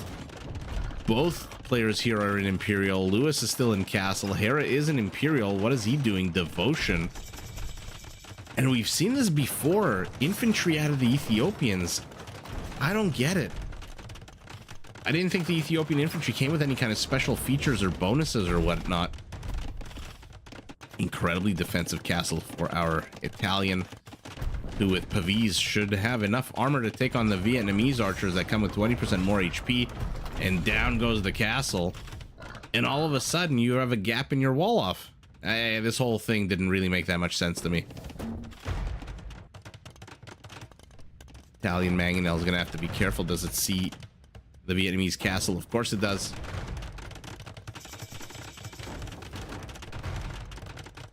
That middle wall looks like a glitch.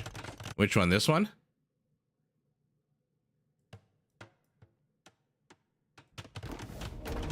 Or you mean this missing part of the wall off here? Outposts fall. Dravidian onagers clearing a path through the forest. Lewis desperately putting up a wall. Here come the pike, but ooh, a good attack round scares them away. Our Byzantine converts a villager.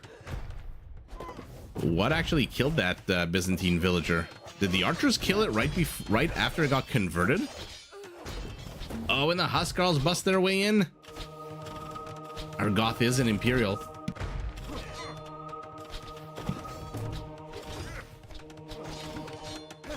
And now Hera's infrastructure is very much in trouble. There should be a +6 attack bonus now. Yeah, against buildings.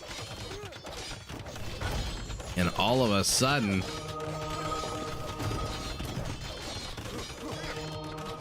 What are the upgrades on the Huskarls? I can't imagine they're... Oh my goodness, they're fully upgraded. I was going to say I can't imagine they're that great, but there's perfusion as well. How many barracks in the forward position? Oh my god, 11 barracks with perfusion is the same as what? 36 barracks for anyone else? Oh, the Onager got her? Okay, that makes more sense. Our Dravidian Halberdier is not quite yet fully upgraded. Our Italian siege continues here. The Vietnamese is trying to make an issue of this right column here. What the hell? The Goth units are just standing around, not doing very much. And now with perfusion, we are about to see an absolute swarm of Huskarls. By the way, we already have 60 Huskarls and 2 militiamen being trained. Welcome to the party, Mr. Dark Age unit. Let's see how well Hera can contend with this, with his inexplicable decision to go halberdiers against this. He is adding some showtells. The monks pop out. Will the Goth notice? Of course he notices. He goes straight for them. A couple of showtells are trying to intercept. We're hearing the Wololos, but all of them fail, and all of a sudden it is Lewis who's having his base ransacked, and our Bengali really tried to go those extra armored monks, but okay. 6 monasteries are about to get overrun by the Goth. Our Goth is pinging over here. He wants to get the trade up and running ASA frickin' P.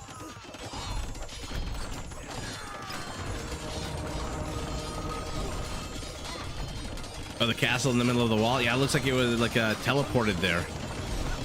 Emergency wall off. But now we've got Keshiks entering in here as well. They should absolutely have a field day killing the Huskarls.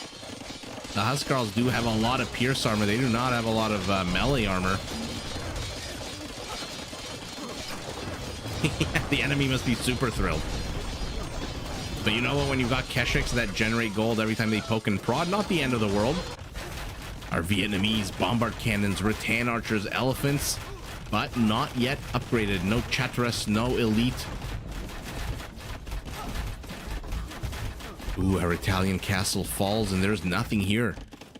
Nothing but 3 Goth barracks, which, to be fair, do work as fast as 10 normal barracks, so we'll see if our Goth can help out here on the right side. Lewis's base is on fire on the minimap. Cool Cat continues to ping on the upper left of the map saying, hey, let's put up trade already. So many Byzantine monks. And this is, again, not the first time we've seen Barls do this, where they try to fortify one side of the map and then go 3v2 on the other. I mean, this is Dravidian Pike, Gothic Huskarls, and a whole bunch of Byzantine monks. Oh my goodness, we've got the Huskarl Archer versus the Huskarl. Elephants are finally elite, it looks like. They're still missing Chatras, so they're stuck at 320 HP instead of 420. And he's going straight after the bombard cannons. There's 4 of them. I thought we got rid of the freaking stacking issue in this game. Ouch, what a sour loss for our Vietnamese. And it's not like his archers are going to help out here. Wow.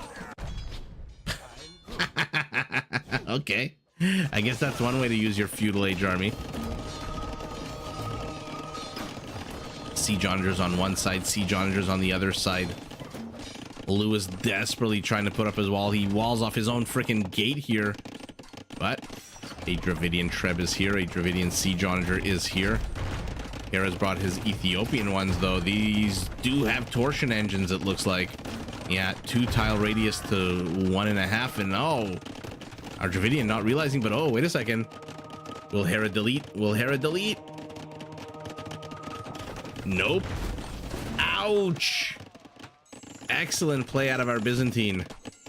gets 2 mangonels for free. One converted and died. One just plain old died. And we've got Genoese crossbows. They're gonna slaughter these elephants and these Keshiks. War elephant +7, cavalry +7. They are elite. And they're gonna run through this army. Whatever they don't kill, the freaking Huskarl's gonna kill anyway. But there's a castle up and a fresh batch of Keshiks. What are their upgrades? Elite, fully upgraded.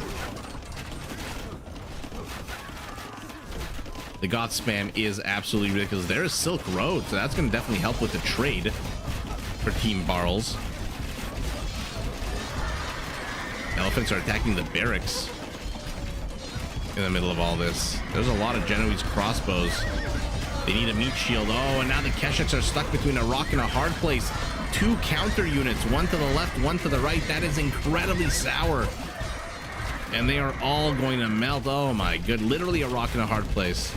I don't know where these elephants think they're going, but they are all going to die ridiculously fast. Okay. Looks like there is a Vietnamese bombard cannon somewhere here. There you are. And he's going to try to take out as many of these Ninja Turtle crossbowmen as he can, but he has to retreat to the south. Not much happening here. Oh my goodness, cataphracts. Elite. No logistica just yet. So no trample damage, no 18 attack bonus. Oh my god, let's see cataphracts against Shotel warriors.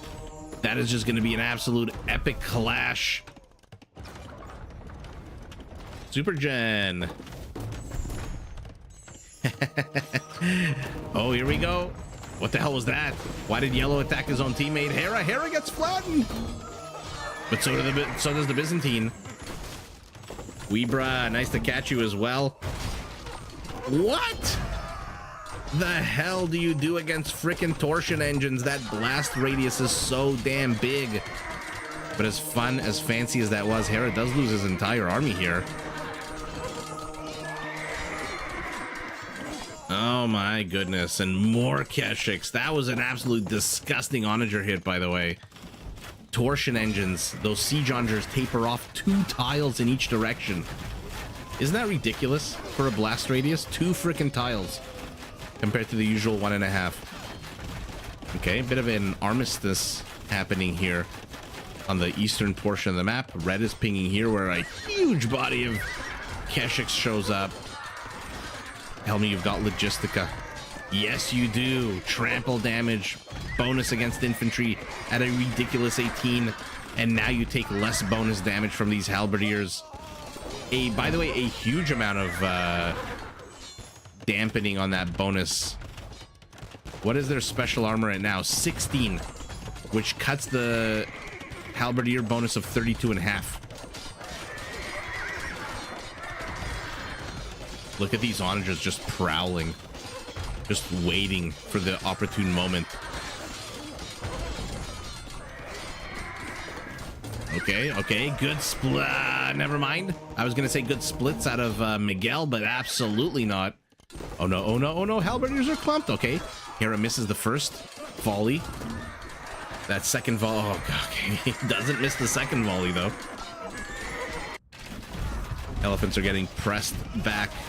Genoese crossbows must have at least, okay, never mind, I was gonna say 50 kills by now.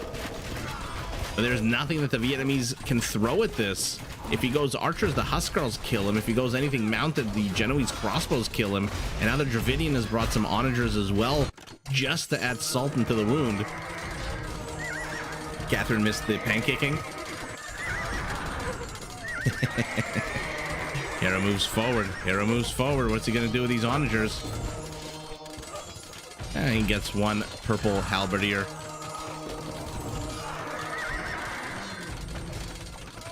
Team Barles has literally 70 more army count than income the cataphract. Let's see if they can do a little bit of a better job than last time when they got absolutely flattened. Oh, that freaking attack round. Another attack round out of Hera gets a cataphract. Actually got 3 cataphracts. They stagger themselves, 4 more die. This is so annoying. This is so annoying. Where were these onager hits from Hera last game when he was the Koreans? Oh, oh my god. But One closes and a single onager for that entire frickin' army. So many pancakes. Oh, Derek, right. Catherine missed the cataphract. Right. I'll let her know next time I see her to watch game number 3. I told you, I thought this, I completely forgot even the time of streaming this game, that my brain is not working today. Keshiks. They do not generate gold when they attack buildings, and so they're just trying to bust their way in here to the right. Oh, Genoese crossbows enter into the castle radius for reasons unknown. 10 of them die. And peace has fallen across upon the map here. Okay, Miguel moves in for round 3 with the cataphracts. And now he wants to cut through the forest. He's pinging over here. I mean, this is a ridiculous army of halberdiers. Why is our Dravidian training halberdiers? I wonder if he's giving money. So crass. I wonder if he's slinging his teammates, and so he's going complete Dravidian. I didn't catch if he got Wood Steel or not. Kind of looks like he did. But our Bengali. Does he have pikes? No. So Lewis needs to get some upgrades on these elephants as they move forward into a whole bunch of Byzantine towers. They do not have Greek fire. The balls are not flaming. And now the Byzantine monk is starting to work on these elephants as well. Where are Hera's siege onagers? Oh, they're all already here to the back. 55 freaking kills, and only 4 of them are friendly fire. Let's see the bomber cannon count. 6-0. Oh, so impressive. Okay. Huskarl's moving in. Huskarl's moving straight to hell. Our Goth needs population space. He is sacrificing villagers. This almost never happens in Age of Empires. Usually players just delete them. This is more like a StarCraft thing when you send your SCVs to die. And this is a lot of cataphracts. Let's see what's going on the right side of the map. It looks like the trade route for Team Hera is getting pressed into by a real scary army here. Goth lending infantry, Italian lending archers, Dravidian lending his siege onagers, but it looks like they're all gonna fall. But while that happens, these Genoese crossbows are having a field day. 39 kills on them already. Not too sure what the hell this is. I think Bombard Towers. I mean, Lewis is building an elephant army that's quite scary. But they do clump, and the red cataphract does do trample damage. Still no pikes. Moore is adding elephants. They finally have Chatras. They are finally at 420 HP to the south. Absolutely nothing happening. One Shotel just hanging out, having a Siggy.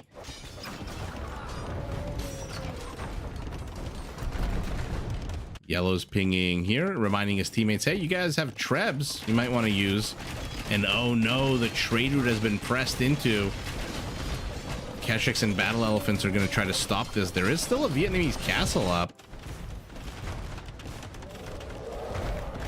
66 cataphracts. What a sight to behold. I think I know what my thumbnail is going to be this game for this video. When is the last time we saw 66 cataphracts? Tell me this time, as opposed to game number 1, they did delete their markets. Okay, they did.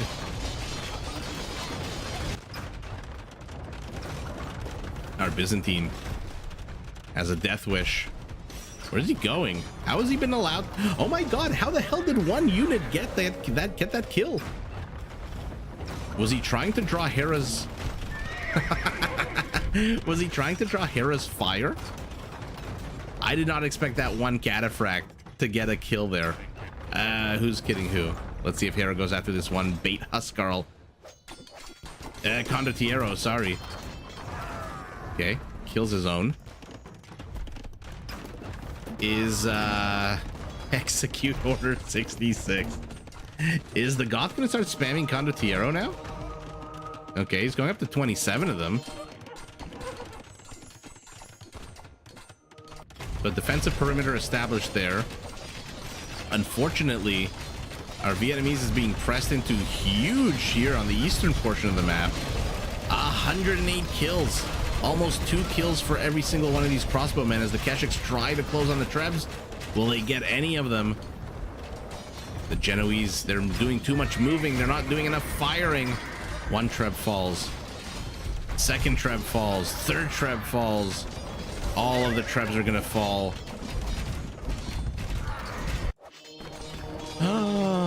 Okay, sorry guys. You know I hate doing this, but we have to see what the hell just happened here. Cataphracts move into an absolute choke point. Okay. Another fresh volley moves in. Oh, for the love of... I mean, that's just gross. 66 cataphracts have become 26 cataphracts. But they have finally managed to close in on these onagers. One of them actually got... 2 of them got converted. I mean, where are you running to? Go after the onagers. You've already made it. You've made it so far. Oh, they got the Condottieri here as well. Ouch. Actually, it looks like the Vietnamese and the... has managed to push this back, but my goodness. I mean, the Vietnamese and the Keshiks, I meant. But look at the Goths, the ability to just absolutely spam the hell out of these things. Cataphract numbers are growing. Miguel has 6,000 food, 2,500 gold. There is no excuse why we're not seeing 1,000,000 cataphracts, except that he only has 3 castles. Okay, Hera's volleys still connect, but not the same as before. Okay. 27 kills on this fresh batch, but now the numbers aren't so good. 27 kills, 13 friendly fire.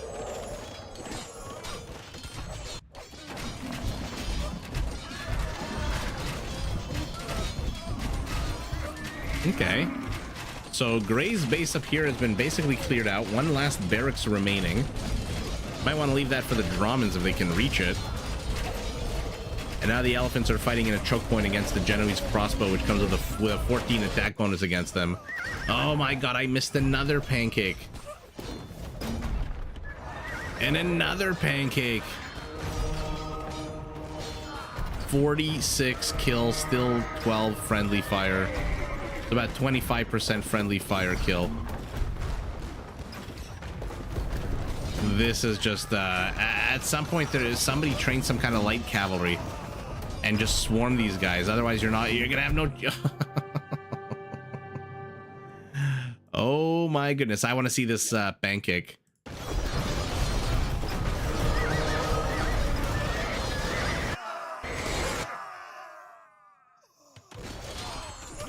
Okay, so the cataphract close in on these Ethiopian halberdiers. A bunch of them die to the rear. They swarm and slaughter the halberdiers. Big surprise there. Another massive volley. Another massive volley. And then this one we saw over here.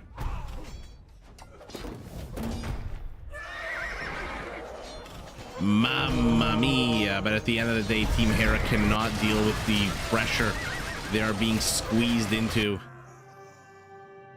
To the north way too much, and elephants are not going to stop. The Genoese crossbow is just way too powerful, and he's got 52 of them here in the forward position, 66 going up to 103.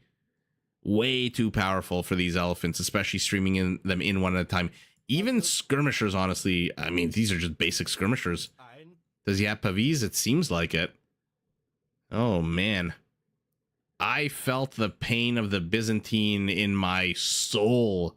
That was just a disgusting number of volleys out of Hera. 200 Genoese. Really? Only 100? This was the most trained unit for Team Hera? That was a complete waste of units. I love that Barles, this was his most trained unit, third most trained. By the way, are they still alive? Does he still have those archers? No, he doesn't. He must have killed them to make population space. So was I right about the slinging? Oh my, yeah, I knew it. I knew when our Dravidian was going halberdier, pure halberdier with a few siege onagers here and there that he was the one slinging the most. Look at that, 41,000 resources given. And our Bengali, this is how he got those elephant archers up and running. Hera gave 17,000, our Tatar gave 11,000. The most trade going to Hera, who had the most wood. Did he even really need 57,000 wood? I mean, he basically made miracles happen with those mangonels. Those attack rounds were just absolutely ridiculous. Yeah, of course he has the most kills in the game. 21 conversions for our Byzantine. Ooh, Bengali not too far off with 19. Who had the most units converted? Our Goth. Okay. So, not the best Civ to have the most conversions because they're just so cheap. 35% discounted infantry units. But this is ridiculous. 511 kills. And what do these onagers end the game with? 54 kills, 12 friendly fire. So exactly almost 20% friendly fire. Not terrible. Not great, not bad. Yeah, Vietnamese got super hard countered by the Goth and the Italian. When they pressed into here, it looked very dicey for a second. And then the Huskarl out of the barracks that were here earlier. And I want to do one thing. I want to see how many barracks our Goth had out on the map. 27. Multiply that by 3.2. What is that? 91. Almost 100 barracks operating. That's how fast these Gothic barracks are. All right. Bear with me as we move on to the second set of the evening.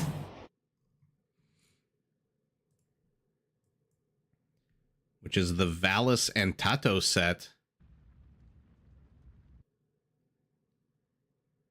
Yeah, the Vietnamese had no real chance against that particular 2v1 combo. And the Keshiks didn't really help out, to be fair. They didn't really help out because the Genoese crossbow just slaughtered them. I wonder if our Tatar should have gone Cav Archer instead. It's hard to say. Let me just set up the teams real quick here.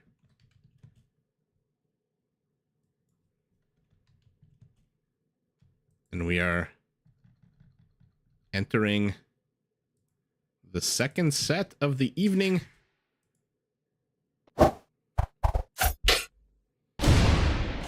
With Team Valis taking on Team Tato. Valis playing as the Poles in gray. Just north of him is his pocket. Matt as the Japanese in teal. Teutonic tanks. Somehow Teutonic tanks always gets a paladin civilization. The first set we saw of him, every single civ, it was just paladin after paladin after paladin. And he's in the pocket. So I'm assuming we're going to get to see paladins out of him. Nolo as the Chinese. Opposite of him, we've got Chaos Twin as the Bengalis. Hoi of the Hoi Polloi is the Cumans in purple. Anatov is the Celts. And Team Captain Tato as the Burmese. So the Burmese captain is taking on the Pole captain. Two good cavalry civilizations. And our Chinese is taking on the Bengalis. We'll see how they deal with any kind of... I'm assuming we're not going to get to see Rathas, so...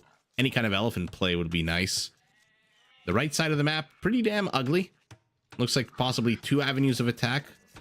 I don't know, this is very annoying. And a kind of a blocking forest if blue decides to sneak in any kind of villagers in here. But whoa, forget sneaking. Let's see what's going on. 2 scouts and a villager taking on 2 scouts and 2 villagers. HP for Tato's team is significantly lower. So they have to get the hell out of here. The left side of the map, also 2 avenues of attack with a bit of an annoying forest here that can easily get onagered very quickly. Lakes, looks like 3 apiece. I love that the red, yellow, and purple all have their own private lakes, whereas teal are Japanese. To be fair, you gotta give the Japanese both of these lakes, right? With their faster working fishing ships. They have to have both of those. Bear springs into action at the worst time for our Bengali, who ignores him and moves forward. Oh, ignore him at your own risk. He still has 1 HP. And now he's dead.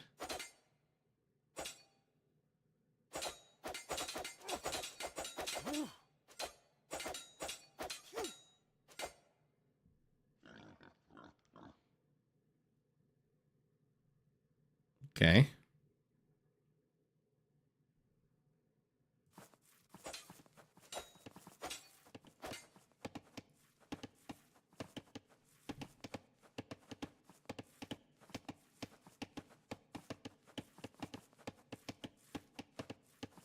Sorry, bear with me. I'm just making sure my chat is up to date. So, action here in the north of the map.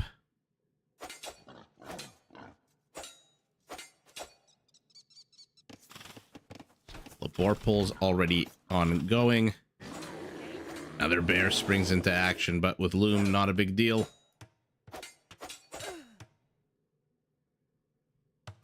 Hey.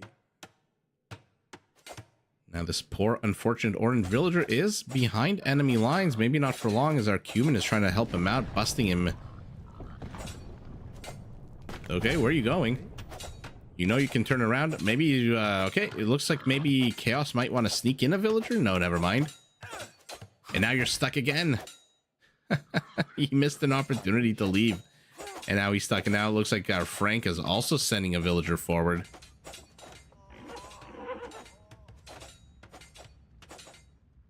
A big axe, a very threatening position here for this villager who's going to try to chase this Celtic scout. Or pull for Chaos. Tato's got his lake already up and running. Valis still no lake. Surprised Tato's making no real issue of this here. Valis, this is what what the hell is this? This is what happens when you leave your let's say enemy territory unscouted. Valis is just gonna start playing shenanigans with that barracks. Chaos's villagers still running amok. Two of them are trying to bust in. Not too sure why they're trying to bust in at this point. Let's see if Chaos has quick fingers. They're building a pen, yeah. Could be. Let's see how quick Chaos is here. Oh, not quick enough. Villager dies.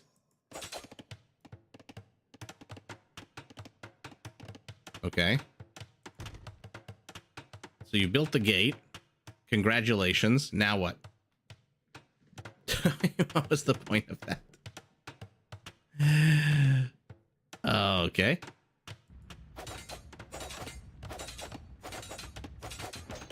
Anything being trained out of his barracks? No, maybe he's waiting for Feudal age? Yeah, exactly. They'll delete this gate and then Smokey will go on a killing rampage, cocaine bear style. Yellow is pinging here. Is he giving up his stone to somebody? Okay, so the Japanese is sharing his lake with the Frank. See, what could have been interesting is for the Japanese to take both the lakes, but give the Frank the berries. Because remember, the Franks do gather berries 15% faster than normal, which makes their berry pickers pretty quick. But that might be a little bit too bizarre.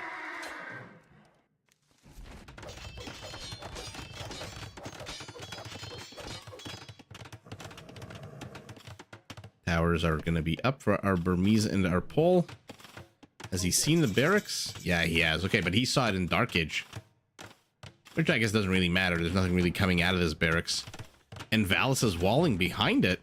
Oh, bear activated. And it is, in fact, our Burmese.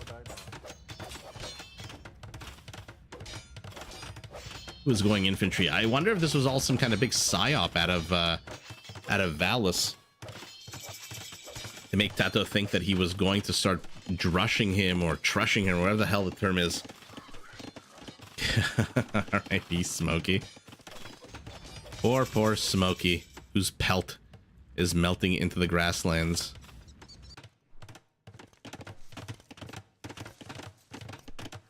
So, to the north, looks like a single blue tower to the right, an outpost to the left. Stone walls kind of half complete here for our Burmese.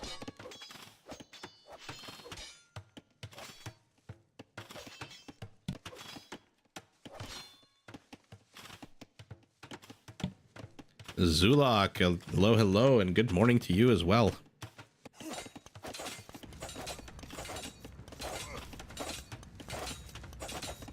Although 9:30 p.m. for us.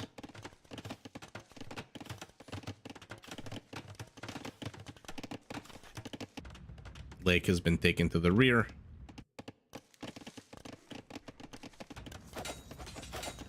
Okay, so Nolo's trying to bust into here. Chaos is not really making an issue of it because Nolo's tower can't reach here, but I'm assuming there's a second tower coming. Yeah, it is. Not with 200 stone. And you see, he places the tower one tile away, which is what I was talking about last game with that weird castle. Okay, Valis has been walled out on both fronts. It looks like it will be our Japanese who hits castle first. Not too far behind them will be our Celt. And then in the bronze, third place medal going to our Frank.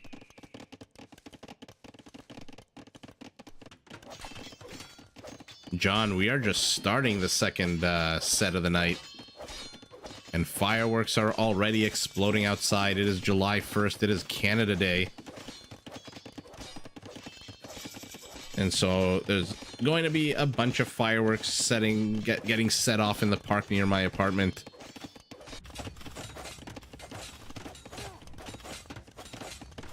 More town centers here for our Celt, who, okay, kind of walls himself in, perhaps expecting some kind of shenanigans out of Valis.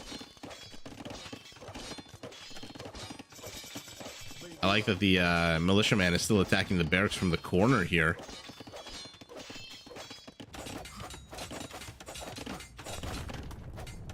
FU outpost, says our Bengali. FU gate, says our Bengali. But there's a wall up behind us. And there's probably going to be another wall up behind us. Yeah, there we go.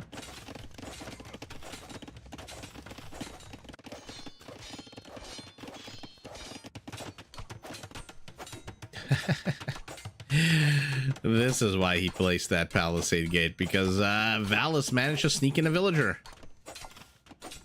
What an interesting location for a town center, by the way. Clogging the works here. But the town center, I think the town center got the kill, yeah. And now the outpost will fall. So an attempt was made by Valis to get into there. Attempt denied. He's going to be a little bit annoying. John, thank you so much for the $5 super chat. Next bag of ketchup chips are on me. I'm eventually at some point going to have a meetup in the US, and I'm going to bring like an entire luggage just full of ketchup chips to show these Americans what ketchup chips are all about. But I appreciate the super chat, John. Thank you so much. And thanks for being here, I think, from almost the very beginning, if not the very beginning. A year and a half ago since I started live streaming. Thank you, Richard. Mariano, buenas noches. Bienvenido.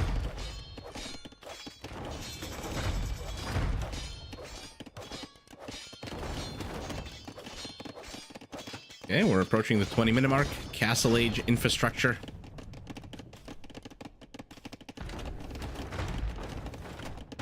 John, you've been here from the very beginning, no?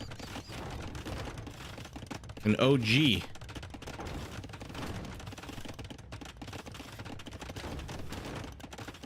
Our Chinese is expanding with 2 extra town centers. Chaos, our Bengali, is still in the feudal age. Hoi is still in the feudal age. What is happening right now with Team Valis? Okay, Hoi finally does hit castle. Everyone's in castle except Chaos, who is busy placing towers and who's busy having his villagers die. Yeah, bro, nah. Red gotta get his shit together. Yeah, he's being pressed into here. Oh, right as you say it.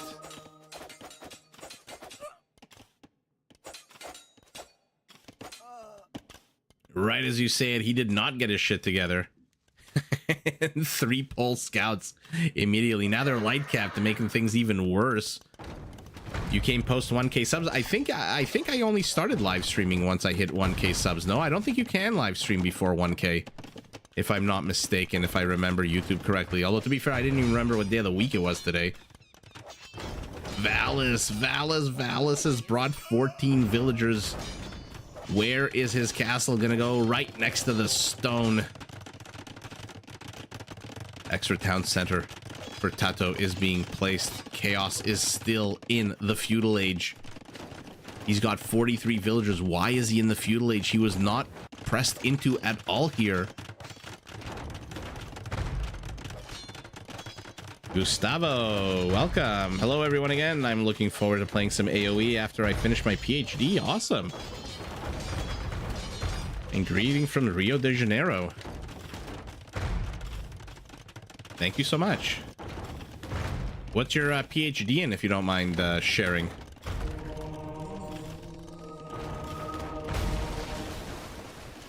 Ouch. Whole castle is up. Oboes are starting to come out, but a bit of a mutually assured destruction mangonel situation happening. Let's take a quick look to the north to make sure we're not missing anything before we go back here. Looks like our cumin has brought some mangonels as well to help out. You were pre-live shows, right? And then I think once I started live streaming, you were one of those first 6 or 7 people that would join me. Paleontology and data analysis. That is super cool. I really wanted to be a paleontologist when I was a kid. You know how some kids want to be astronauts and firemen and police officers and all that stuff? I wanted to be a paleontologist real bad. There's a book that I read recently, Walking on Eggshells, that really re-sparked my interest in paleontology. That is a super cool PhD.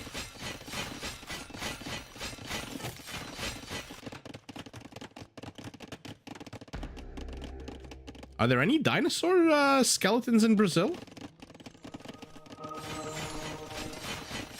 I didn't think there were. John, you were the OG hype man. You were absolutely the OG hype man.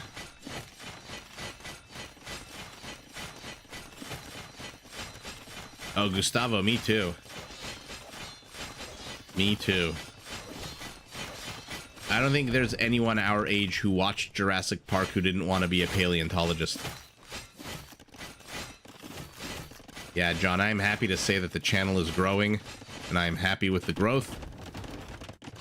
And I'm happy that I still have an OG like you around.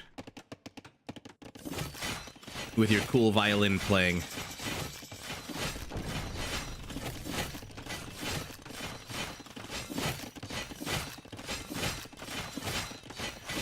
Red has the spearman. Will he get the rams is the question. He is going monk play instead, it looks like. Yellow has fully walled himself, leaving Tato to defend himself.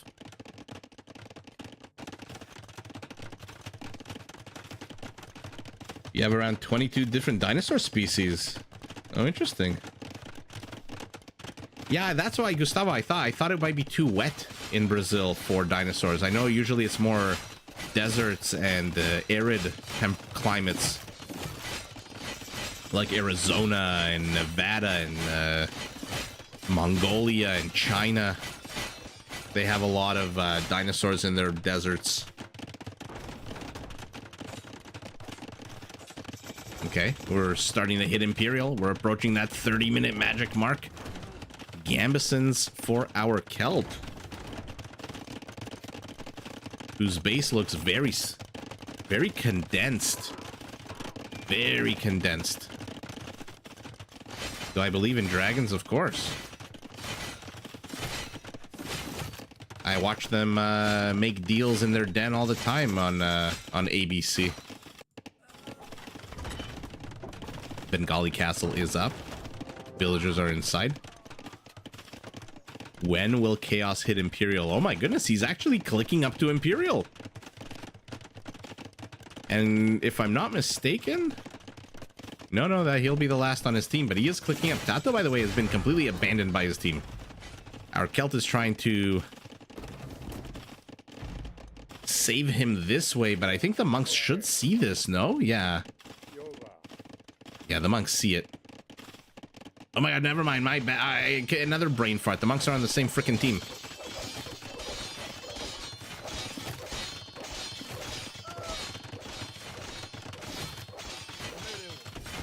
Japanese infantry. They attack 33% stronger. Tato's in some real trouble here. Our Burmese, even if he gets a castle up, I don't know. Matt is in Imperial Age. He's getting a castle, which means a Treb. He's already bringing another Treb. And what is Teutonic Tanks doing? What is our Frank? I told you, he always gets Paladin civilizations. Your dreams to go to Mongolia, find dinosaur eggs, and take a picture on a horse with a bow and write down elite Mangudai. That is super cool. Yeah, I knew there was a lot of dinosaurs in. Well, I forget the name of the desert. The Gobi Desert, I think. I forget the name of the desert in Mongolia where they keep finding dinosaurs. Ooh, speaking of finding magical things in the middle of nowhere, our Cuman is cutting a path through the forest. He's got an honor guard of Bengali monks. But our Chinese already sees this coming with the outpost. I don't know what he's doing with that many monks. I suppose he's just training whatever the hell he can afford, which is the gold intensive units, even though he's got a lot of wood. It is the Gobi Desert, right? Okay, nice. That is a super cool PhD. Good luck with that. Okay. Your infantry is now going to become my infantry, says our Burmese, as our Frank begins prepping his force of paladins. They are going to be fully upgraded. Schlachter privileges for our Pole, who lost his castle here, by the way.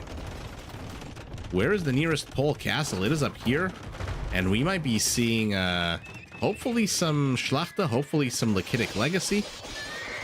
Human paladins taking on Frankish cavaliers. What a bad time for Green to have to engage into this. Chinese castle is adding a good number of damage. It looks like 0 kills so far, though. Are they fighting in the murder hole radius? Oh, they are fighting in the murder hole radius. But look at this. The Chinese wall-off stops the reinforcements. Another castle, another town center. Let's take a look at Tato's base again, because the Pole is about to start schlachting the hell out of this settlement.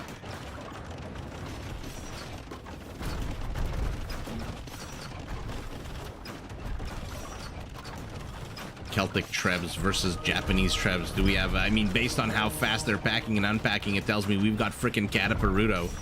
Look at the speed of the impact. 1, 2, 3, pack. Ridiculous. And then they fire 33% faster too. But you know what? The Celt actually fires faster too, 25% faster. So 8-second delay to 7.5, if I'm not mistaken. Ooh, random Treble misses, kills a Mangonel. Ooh, and we've got Celtic. Oh, these Celtic champions are going to get slaughtered. Do we have Yasama towers? Yeah, we do for our Japanese. Orange is pinging over here. He wants to cut through the forest even more. Our Frank finally has paladins, and they are a lot stronger than these human ones, but only by 12 HP. So he can't throw too many of them at them.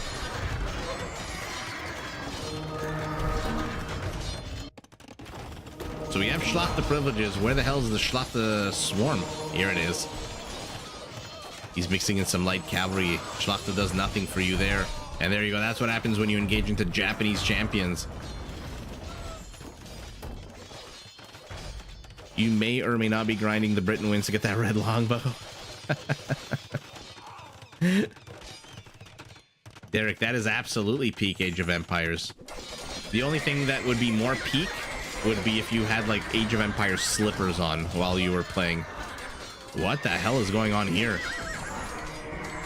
This is not exactly the choke point kind of unit, you know? 1v1. Celtic champions continue to move forward. Continue to die here. Now you're taking on Yasama Tower. I mean, you did get Gambesons, I guess. 6 Pierce armor. Do you have Fear Celtica? No, you do not. Ouch. so many trebs for our Japanese. No, those are not a thing at all. I just made that up. Talking purely out of my ass, says the... Oh, look at that. You would rather delete them than let them get converted. And our pole. Yikes. 32 Cavaliers. What are you waiting for? Come in here already. Go straight at these champions. Frankish Paladins, by the way, got flattened here. 16 kills, 4 friendly fire, so 25%. Oh no, not again, not again. But the Cavaliers close. Frankish Paladins moving in on the left. Cataparuto Trebs still. How many of them are left? Still 8 of them left. And Team Valis just overruns this position with 3 of the most badass units. Pole Cavaliers, Japanese Champions, and Frankish Knights. I mean, what the hell? That is just a redonkulously powerful army composition. Where can you buy some slippers? David, hello, hello. I get your horse up? Oh, your hopes. Sorry, I thought you were making some sexual innuendo. I get your horse up. And then I looked a little bit closer at my chat and you said hopes. Your hopes up for what? Age of Empires? Like winning in the game? Yeah, Zulok, the fireworks have started in the park right next to me. I don't do sleeping pills anymore. I used to do those sleeping pills, Sleep Easy. But now I just do earplugs. I don't even know what the hell is going on in the battle. Japanese and Frank to the left. Cuman Paladins backed up by Celtic Siege and Pikemen to the right.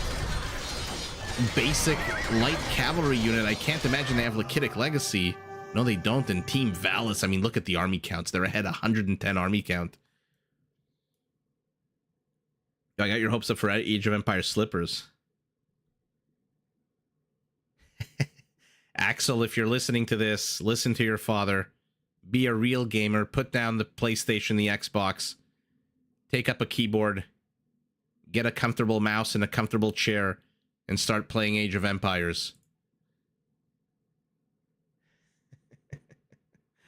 Well, that was a fairly quick, overwhelming situation. What was happening in the top? Bit of a stalemate here. Even though looked like a bit of forest cutting. Are Frank able to stave off the Cuman aggression here with a dozen Paladins? Still no kills for them, but Tato just got way too pressed into. I mean, look at his score, 5,000. It's half of the lowest score on the other team, which is Valis. Oh, Dennis, I completely forgot. I completely forgot that you can play Age of Empires on Xbox now. Axel, if you have an Xbox, ask your dad to buy you Age of Empires on Xbox. He said, hell no. Oh, man. Yeah, Japanese champions. By the way, how's that Japanese fishing fleet? With a... What? Why is there a galley in the middle of all of this? 44 fishing ships is not bad, especially for the Japanese.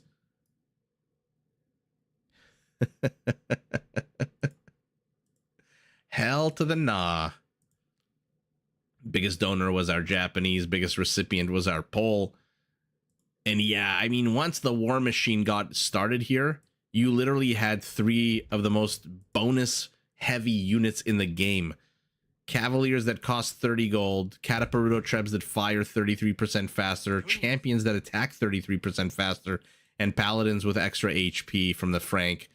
I don't know that there's anything the Burmese can really do, except maybe Howdah elephants to stop this.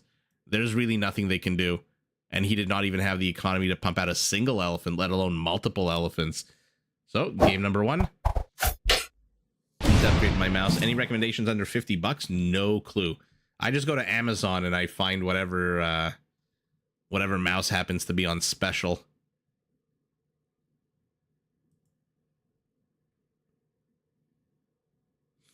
Let's see, loading game number 2.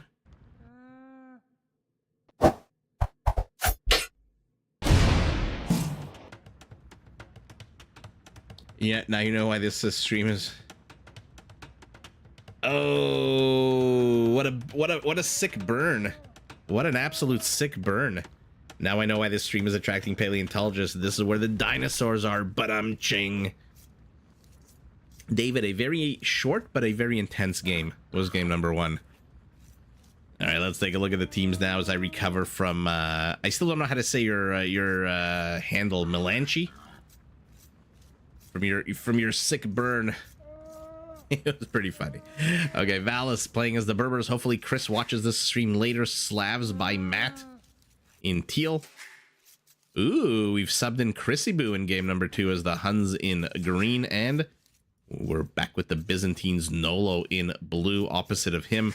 Team Captain Tato as the Armenians. Okay, so one civilization specializes in killing infantry, another civilization specializes in killing you with infantry. We'll see how that matchups all works out. Anatov is the Ethiopians in yellow. In the other pocket, Robo Boro as the Persians. That's going to be a tongue twister. And last but not least, Chaos to Win is back as the Romans. So the Romans are taking on the Berbers, which is pretty much as close to the Punic War as we're going to have, right? That's a pretty cool little coincidence. Left side of the map, absolutely atrocious. Multiple avenues of attack, multiple annoying middle forests. This one kind of shaped like Brazil. Funny enough. On the right side, 2 avenues of attack. Looks like Nolo and Anatov are already busy walling those off. Yeah, our Burmese went a little bit too heavy on the monk play, and maybe could have used all that gold to buy himself some resources to make a bit of an army. Villagers should fight dinosaurs in the early game. Maybe in Age of Empires 1. By the way, Gustavo, this looks like Brazil, right? This forest here. If I'm not mistaken. Kind of. Let's see what's going on. I'm very interested at these 2 matchups. On the edges of the map. The Byzantines and the Armenians, and the Berbers and the Romans.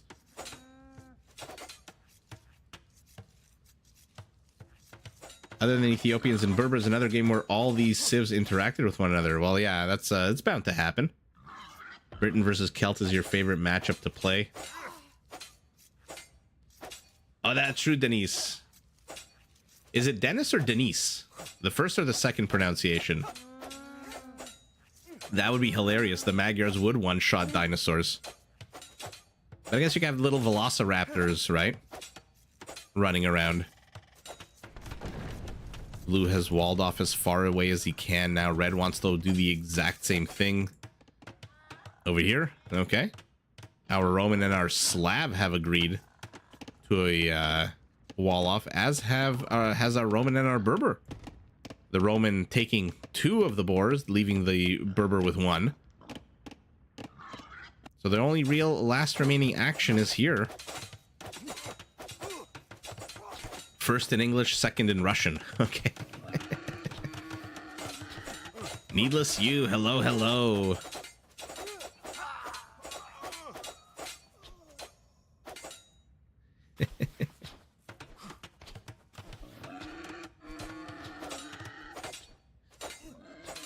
Brazil, South America, Africa all have very similar shapes. I guess that's kind of true, right?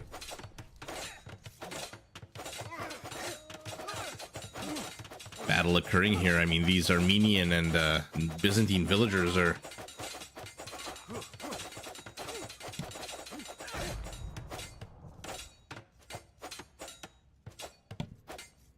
just call you Lord Rubbish.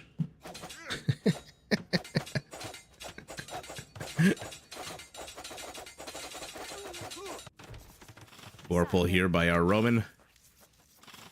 Ooh, get underneath the town center. There we go.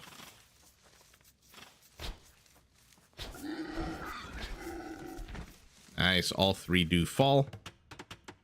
And we've got shenanigans with houses and with palisades. More and more wood being wasted.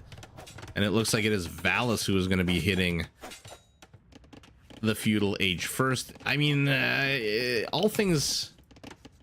You know, all things being equal, I'm glad our Roman is probably... I think our Roman is probably glad he doesn't have to compete with the Berber movement speed.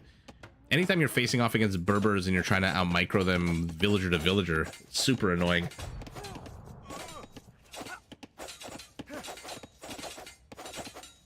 Red's got the jump on him now.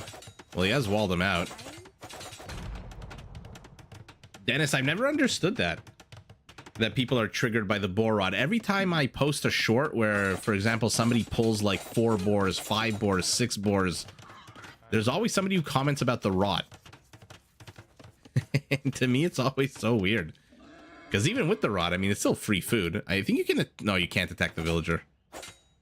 Very annoying. Nolo sneaking in a villager behind enemy lines.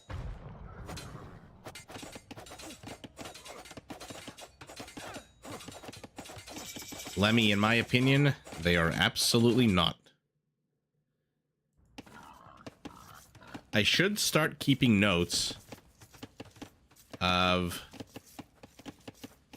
villager battles in the early game, lake battles in the early game, and whether or not they have any kind of impact on the game itself. By the way, speaking of lake battles, not a single lake on this map.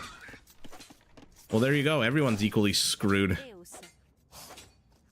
Although I'm looking, not any, I don't think there's any civ here that has any kind of lake-related economic bonus, except maybe the Persians that can pump out fishing ships a little bit quicker. What is our Roman doing? He is ceding control of this territory to his opponents. And your opponent's on the aggressive warpath here. Valus is, maybe not. I thought he was going to have a bit more, a few more villagers on stone.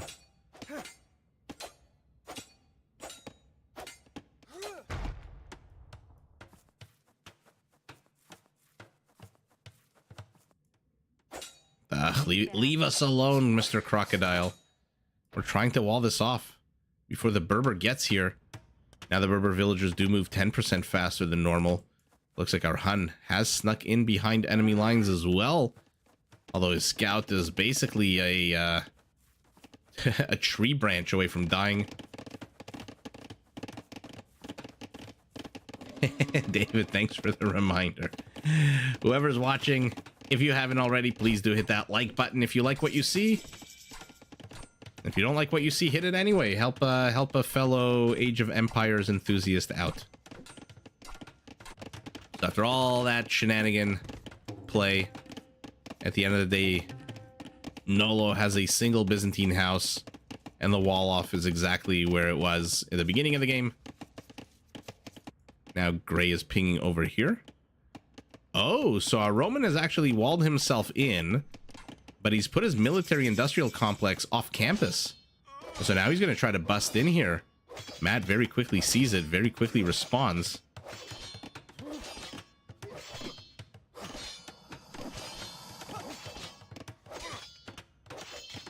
He's bringing skirmishes as well. Our Roman is throwing the might of the SPQR at the Slav in teal.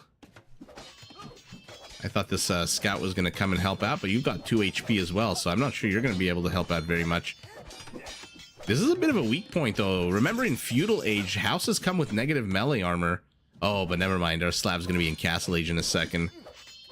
I was going to say, this might be a little bit of a weak spot that a Roman can attack into, but now -1 melee becomes regular 1 melee.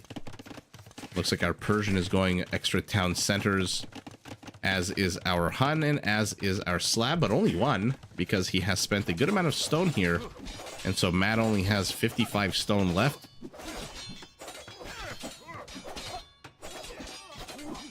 Ooh, that would be way too crazy if every unit got regeneration. By the way, down goes the villager. What got the kill? The archer? Yeah, of course, the archer. Nolo is still in the Dark Age for another 2 minutes. The only thing he can do against this single Armenian tower is a wall off, but Krisibu, our Hun, is here. A 4th town center being added for our Ethiopian. Ooh, and now a single Scorpion is going to be enough to shoo this away. Oh, the Slavs with their 15% cheaper siege units. Oh, he actually cancels the tower. And he gets a Spearman. So good Good psychological warfare here out of our Slav. Denies a tower, kills a villager. By the way, did the blue villager survive or did he die here? It looks like the scout unit has... No, that's not an economic kill. Somebody here. Okay, so one of these villagers got the kill. Was it you? Oh, look at that. The first one I picked. Okay. Well, that was lucky. Valis is trying to bust into here with a single spearman. He was ceded this land, but hasn't really done much with it. He's walled out our Roman, but I don't know. Our Roman still has 2 villagers here, so he's in no risk of stopping to construct anything. He's getting wheelbarrow. He doesn't have the resources to go up to castle age, though, so this might be a kill box if our Slav just decides to move in here with siege, because there's nothing here that can contest siege right now. So small little action patches happening all over the map. Yeah, and this is exactly what I was talking about with Derek earlier, is that I really am curious as to whether all of these early game villager fights actually amount to a hill of beans once the game actually hits its stride, and whether or not they have any impact. Because for now, the only thing I can see is that Nolo's kind of screwed. And it's very lucky for him that the Hun brought a siege workshop. Although maybe not lucky, strategic is probably the better word. Blue is pinging over here? Why is blue pinging over here? Oh my god, does he see the pikeman? He sees the pikeman coming with his palisade wall. Oh, that's... That's so annoying. That is so annoying. Let's see his line of sight. Oh, he sees them. Or maybe not. No, he sees it. Oh my god, that's so ridiculous. Do I like this castle? No. I do not like this castle.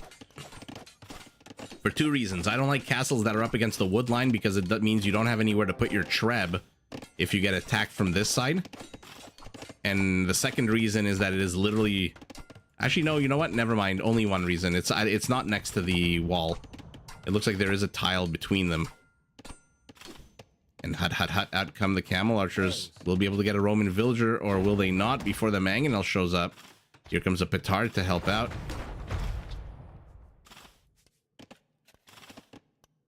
It's not a great spot for a castle, to be fair. I get it that you want to start pumping out camel archers ASAP, and more importantly, petards to bust through. So of the locations available to Valis, this is probably the best one that he had.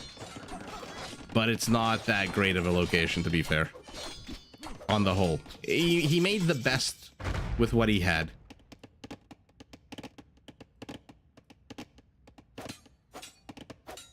Okay. The red push has stopped. And so now Nolo does have a minute to catch up, even though he is in castle age. The last one to hit castle is going to be chaos. Our Roman is finally in castle. And are we going to get to see some scorpions out of our Roman? It looks like a stable. He's trying to bust his way out of here, out of this cage that was built for him. And where are Valis's units heading? Where are these 5 camel archers? Oh, they're inside the Persian base. But they've got a massive 0 kills. He does not have ballistics, which means they should be missing every single volley against the moving villager. I shouldn't say every single volley, most volleys against the villager. Relic going for our Armenian, who already has a fortified church that comes with a free relic. By the way, this is a very cocky forward position here with just a single fortified church and nothing else. Stupid crocodile springs into action yet again.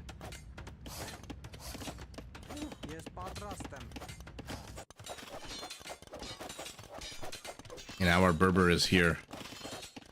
Cheaper stable techs are going to definitely help out pumping these knights and these light cavalry units. Yeah, let's see the Centurion, but I mean, maybe cavaliers and knights first. And he's going mangonels. I mean, at this point, why are you trying to bust out of here? Just turn around and start attacking. But oh no, there's a big Slavic castle heading this way.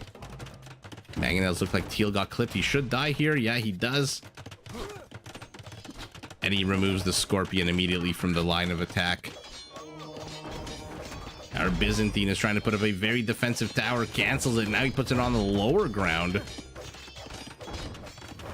Man of Peace, my ass, with a hatchet and a knife. He's attacking the gate. Oh, Mangonel comes out for the Persian. Mangonel immediately gets got.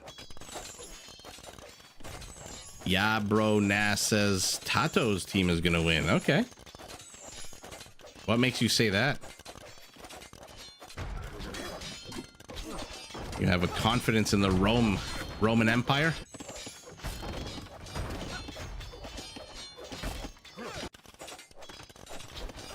Okay, now Valus has 11. Oh my goodness, the kill count went from 0 to 8 to 9. 5 of them villagers, but a Mangonel. Mangonel and 2 knights, a monk aren't enough to shoo this army away. But he is going to lose his siege workshop right as an enemy one goes up. Does he see the enemy one? Yeah, of course he does. Still attacking the freaking palisade. Oh my god, 13, 10, 7, 4, 1. Happy New Year's! Finally, the last of Blue's eyeballs on this side of the map have been poked out, cleaned out. Mangonel is entering the castle firing range, and this is basically exactly what happens to a Mangonel entering into a castle firing range. It dies immediately. And our Persian is slowly but surely massing in a very strong army here, and he's going to be an Imperial, the first in the game right now, and he's going Cavaliers.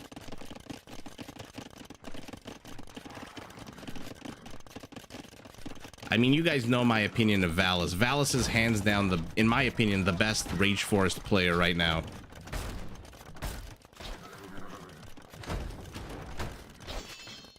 Camel Archer's trying to snipe the Mangonel. These knights in 30 seconds are going to be Cavalier. Purple and yellow are stacked. Ooh, I wouldn't discount the Slavs on Rage Forest, to be fair. But let's see. I generally try not to predict things, not because of any reason other than the fact that I'm usually wrong. But like I said, if it's a bet of Valus versus anyone else, my bet is usually on Valus. And by the way, Robo Boro does have the gold if he wants to go up to Savars. Or no, never mind, he just spent a bunch of gold, my bad. So now he no longer has the gold. Give me your villagers, says our Armenian, who is now playing defense with his own wall-offs. And eye for an eye, Persian siege workshop down, Berber siege workshop down. What is our Roman doing? Oh, he's trying to go around the radius of the castle so he can close on the castle, but he's just got a single ram. A single ram with negative melee armor is going to go down very quickly, and there's the first Boyar. 0 upgrades whatsoever. But does he need them? 12 attack, 4 freaking melee armor.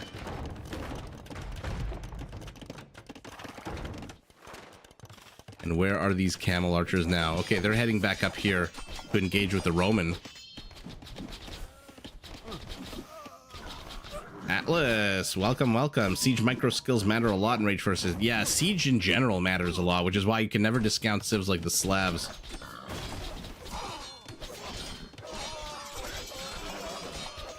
As long as Boro can take those camels, well, yeah, he's pushed them very far away. So now he is free to build up, and we are a minute and a half away from Savars. All right.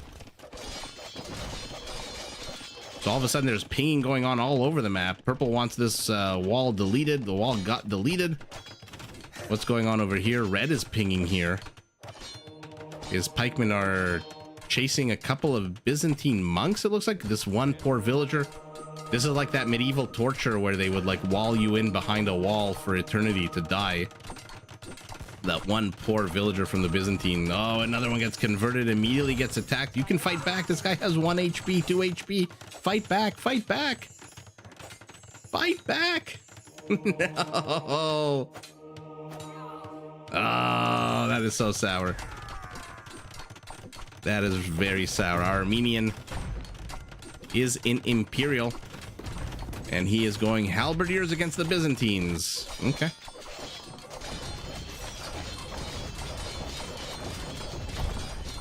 David, stay awake. Do it for Axel.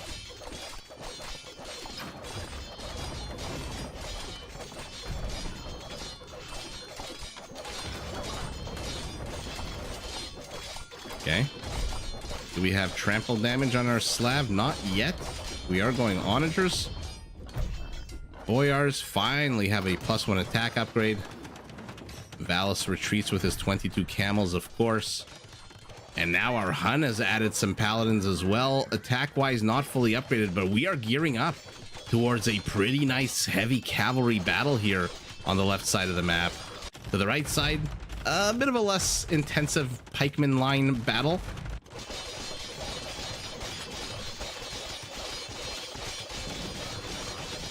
Savars fully upgraded. Paladins. Ooh, a minute and a half away from Blast Furnace. Hey, Valus, join in on the fight. Feel free to join up here and at least take the high ground hill to the north there. This is a shiitake mushroom ton of Savars, though. Holy moly. Now that might be a nice thumbnail for this video. What should I do, the Savars or the Cataphracts as the thumbnail? That one game where we saw 66 Cataphracts. Our Roman army is very meager. One scout, which I don't even know where the hell this scout is. What the hell are you? Okay. And 0 knights. He just lost both his knights because he's getting pressed into here. So his entire military industrial complex just got destroyed. Red is pinging over here saying, hey, Valus, that Berber put up a big set of wall-offs here. And the Mangonel says, hey, you know what's better than destroying walls? Just going the hell around them. Richard, your vote is a Savar? Let's see. Like I said, we are gearing up towards a nice, juicy battle here. Now, the Savar has 8 pierce armor. The Camel Archer does 11 attack. That's 3 damage.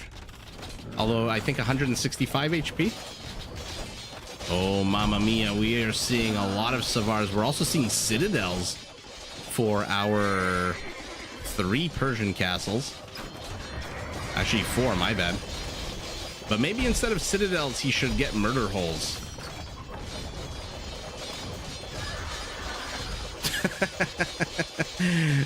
Oh my god. Yeah, bro. When we finally figure out a way of making gambling on Age of Empires a thing, I will be very excited. Derek says Cataphracts.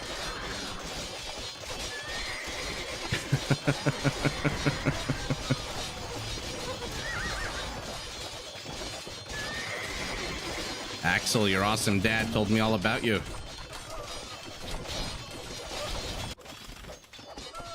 Uh-oh. Ethiopian.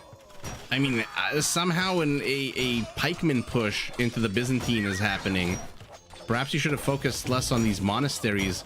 Oh, is he gonna go hand cannoneer? Definitely looks like he's going hand cannoneer. No. These camels regenerate HP. Doesn't look like it. No Magrebi camels just yet. And now our Roman, just like in real life, is getting attacked by the Hun. A couple of really awesome battle sets here. One player has a castle. Did he cancel Citadels? I thought he was getting Citadels. Okay, now it completes. Why are you firing on the frickin' wall? Why the hell are you firing on the wall? Fire here! Or is he just trying to bust in through the base here to get to the Hun? To get to the Roman? Oh, that might be what he's doing. He wants to help his teammate out. Well, you know what you should do? Move the Savars to attack the wall. Move the Halberdiers to take down the camels. What's the attack bonus for the Camel Archer against the Spearman line unit? 0 right now. So Spearman would do really well here. And oh no, Slavic Siege. It looks like they got a whole bunch of friendly units though. 12 kills, 3 of them friendly fire. Our Byzantine base, despite a massive amount of wall offs, which by the way come with 40% more HP. He is falling apart. I thought hand cannoneers, silly me. He's going 2 basic skirmishers. Our Roman, by the way, has not managed to get any villagers out into safety. There is a humanitarian relief area here. Yeah, seriously, go frickin' cataphracts. Oh, the siege onagers miss. Actually, no, they don't miss. Ouchie, ouchie, ouchie. I mean, the Savars need to get the hell out of here. Castle to the top does fall. Valus is being very hesitant with his camels. Oh, looks like the onagers are going to fall, which means the Savars, what few of them are left. Their HP is so bad. But there's a Citadel's castle here to support a couple of villagers inside from our Roman. Destroying Olo's dreams. Well, he has snuck out 2 town centers here to the top of the map. And he is going elite skirmishers. We're seeing Casbah from our Berber, which is maybe a little bit too late at the 44-minute mark of the game. Our Hun has 46 paladins. Our Persian, 22 Savars.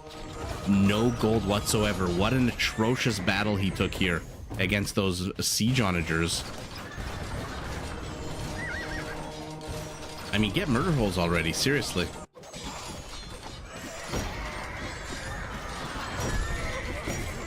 Those onager hits were absolutely epic. They basically killed half of the Savars. And if they didn't kill them outright, they reduced their HP significantly. Not every day you see skirmishers destroying a Shotel warrior. But our Hun now pivots to this part of the map. He is going to help clear out this Ethiopian push. I mean, it's weird. The Ethiopians think they're like the Bohemians in these lately in these games. They think that the halberdier bombard cannon mix is great because of torsion engines. I'm not so sure. I'm not so sold on that army composition for the Ethiopians. One Savar takes on 2 Trebs. We'll be able to get both of them. First of all, Bohemian Spearman line units deal extra bonus damage. Second of all, they have Haufnitzas instead of torsion engines. So I don't really know how much you can model one after the other. Atheism. Atheism for our Hun is going to cut all the relic gold by half for Team Tato. That is a hilarious upgrade. That might be the first time I have ever seen this upgrade used, even in a team game. Savars are trying to hold on. Looks like that one camel from our Persian has died. Is he transitioning to Hussars?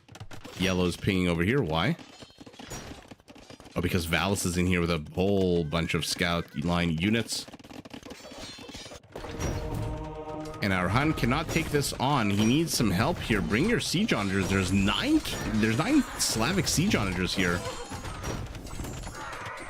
Where are the 9? I only see 6. Tell me they're not stacked again. 2, 4. Yeah, where are the 9? Now there's 12. Oh, they're coming in from the north. Oh, that's a good number of pancakes there. 26 kills, 0 friendly fire, and Valus is going, it looks like, straight for the trade. Is there anything here to stop this? There is a stable being built, but no, by the time that gets built.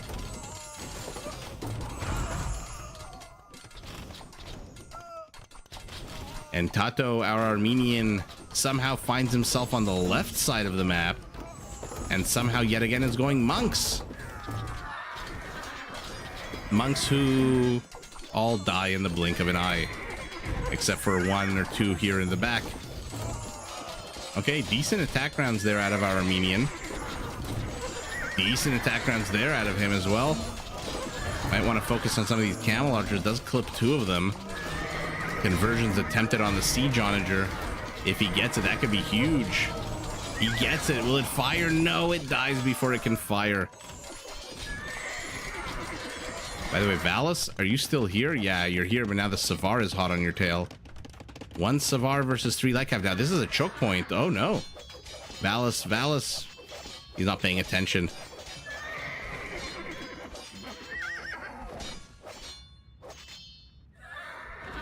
Looks like guilds for everybody.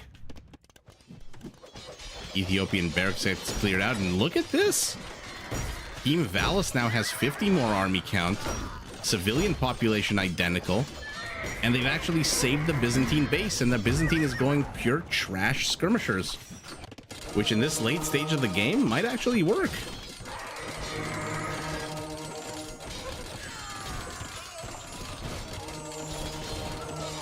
I mean, they're trying to push up the right side, but I don't know that it's going to work now that the Byzantine has secured himself. We've got legionaries. Do we have committed tenses? No, we do not.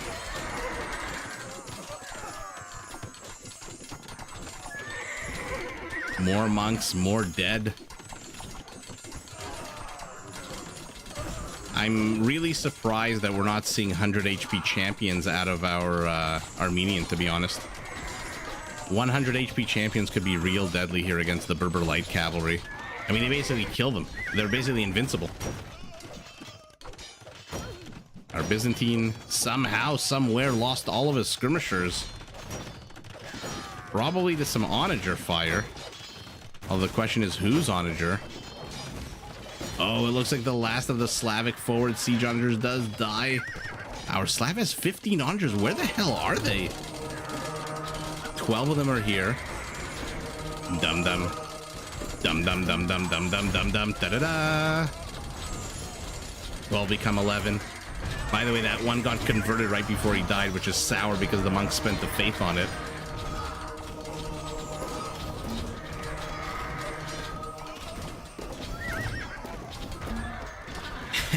Carlos, nice to catch you live. What are you cooking tonight? Or morning or afternoon? Yeah, this is food of... Don't get us started on food, because it will become very much food of empires. Although I'm kind of a one-trick pony. Pizza, pizza, pizza. I'm very curious, Carlos. What are we cooking?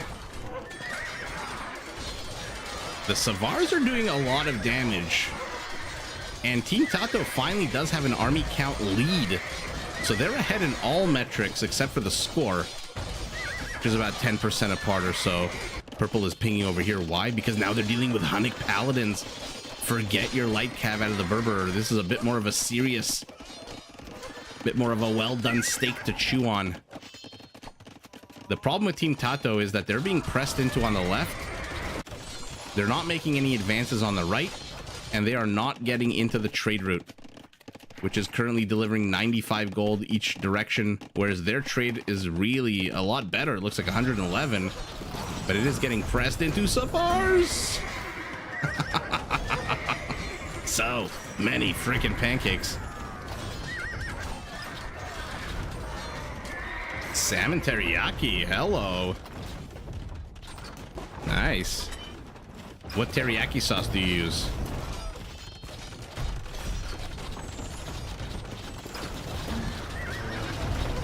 I can't find a good teriyaki sauce anywhere here at the grocery store. They all suck.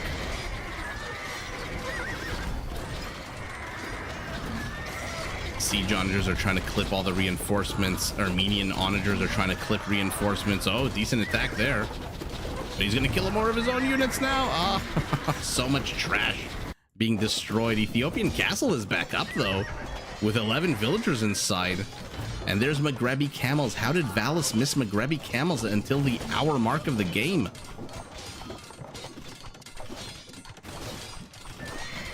Pan-fried salmon with teriyaki sauce. Still sounds delicious. I was gonna say kikoman, but the only kikoman we have here is soy sauce. At least in the grocery store near me. Oh, the castle to the left is down to the Trebs. Roman castle on the high ground, desperately being repaired. Roman is running out of stone. What's the point of even repairing this at this point? One legionary chases into that horde of camel archers and dies. Maghrebi Camels, Atlas, is the name of the upgrade for the Berbers that makes their camels regenerate HP. So take a look at the bottom of your screen, 1543. Oh, actually, you can't look at it now because it's under attack, but let me select one camel. Here's 61, 63, 65. So they're like Viking berserkers, pole villagers.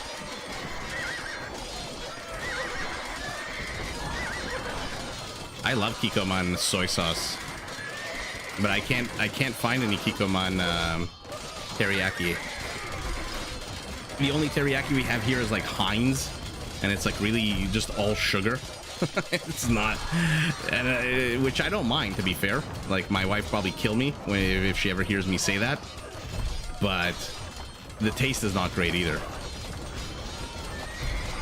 Savar's trying to hold the line. He's up to 54 Savars, 24 in the queue. Our Persian is just streaming more and more. This is a very Goth-style stream, but to the west, it looks like the Roman Persian center has been cracked.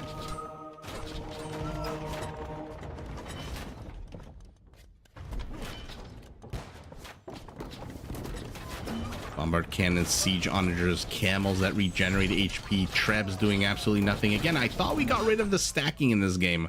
Why am I still seeing this? The Roman makes one valiant attempt here with his halberdiers. He does get one, two. Oh, that's not bad. I mean, not great, but not bad. One more poke, one more poke. Oh, he doesn't. Oh, he does get it. Actually, he got another one. 4 onagers is not bad at all, even at that 15% discount. That is not bad at all. Ethiopian castle down. Where are these Ethiopian siege onagers? They are moving forward. 3 kills so far, and now our Byzantine has just gone full trash, and Tato is transitioning to elite composite bowman. Oh my goodness. Super Gen, I can't help myself. Kaiser Sharn. What is Kaiser Sharn? Doc, hey. Good morning. I think you told us last stream what Kaiser Sharn, but I can't remember. It might have been late into the stream. How many kills on these camels, by the way? It should be a huge number. He's been babysitting these camels all game. 111 kills.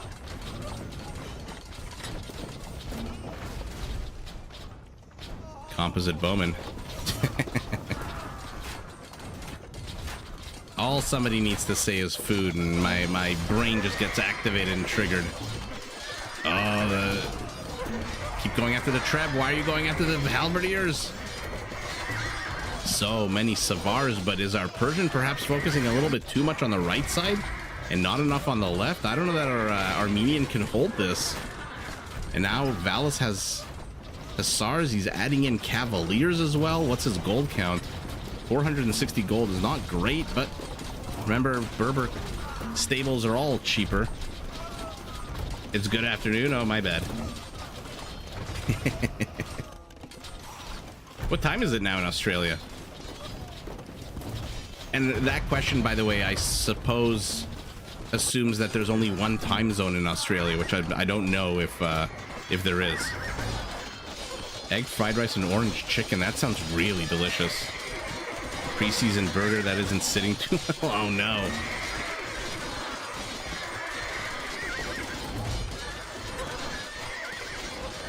(12:36 p.m.) So you are 14 hours ahead. Yeah, don't forget Monty Python, Derek. These poor Savars have just been thrown into the meat grinder again and again and again and again. Let the halberdiers take some of the brunt. This is not super duper great coordination out of Team Tato here on the right side of the map, to be honest. Way too many battles for the Savars, not enough for the halberdiers. Those halberdiers should be front and center, not in the rear. Tomislav, I may have eaten that. I just have no clue what that is.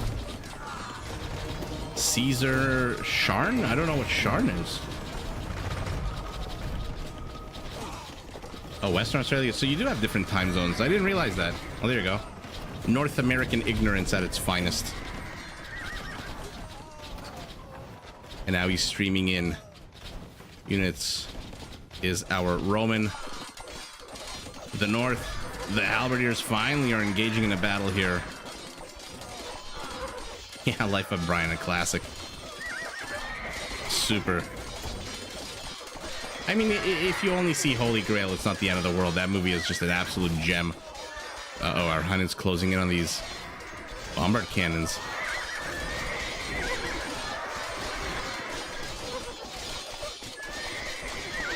So many fights happening, so many units. Army counts are identical. Villager populations are identical.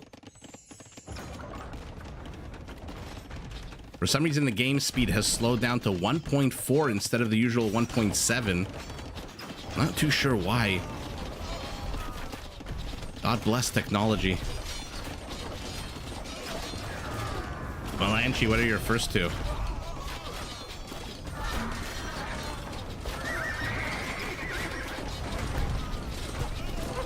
The fourth season, not so much, Super Gen? Can't say which season is my favorite. Maybe 2.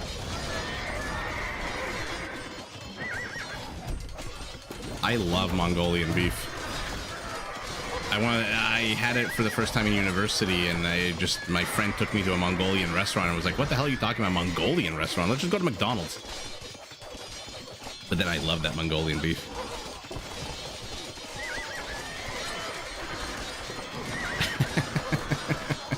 Oh my goodness. Our Ethiopian is finally adding in Shotel warriors. Savars are kicking ass to the left. Savars are breaking through to the north. Team Tato is taking a 10% army count lead, but the Roman has been cracked. And our Roman, what the hell is this? Our Roman tried to insert himself into the trade route, failed miserably, it looks like. And now, unfortunately, Chaos to win. I don't know if he's even... I see one town center for him off campus, but the rest... I don't know if he's going to survive very long here. What are his numbers like? 94 villagers. Not terrible. Not terrible. Yeah, I like season 2.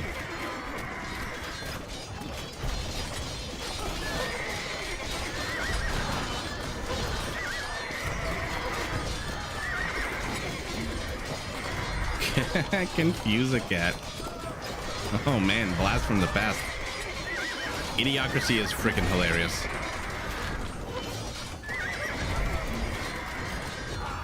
President Comanche. Comanche? What was the name of the Terry Crews's president character?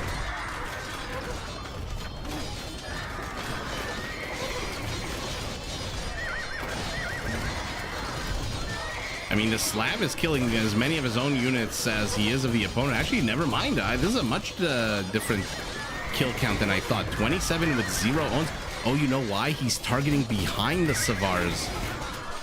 But he'll lose all his onagers with 2 volleys from a single freaking torsion engine.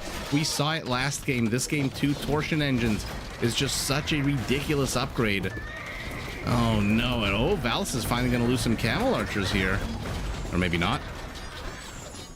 Looks like he lost a bunch. He's down to 20 kills on these guys. Camacho, yeah.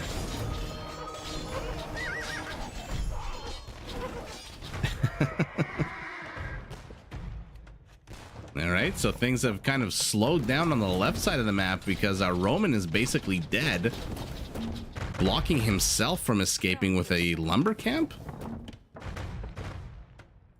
Camel discovers. Will the camel attack? Of course it does. So let's see what's going on over here as our Team Tato now goes down in army count 10%. There are no boyars, Derek, in this game. Maybe you're thinking the Savars? And look at this. Tato's brought his Legolas character.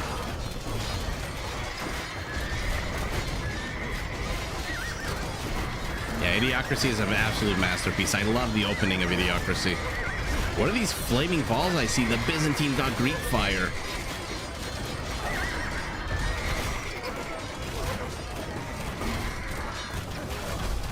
paladins heading straight for the onagers, but they get a little confused. They stop now, and who knows where the hell they're going anymore.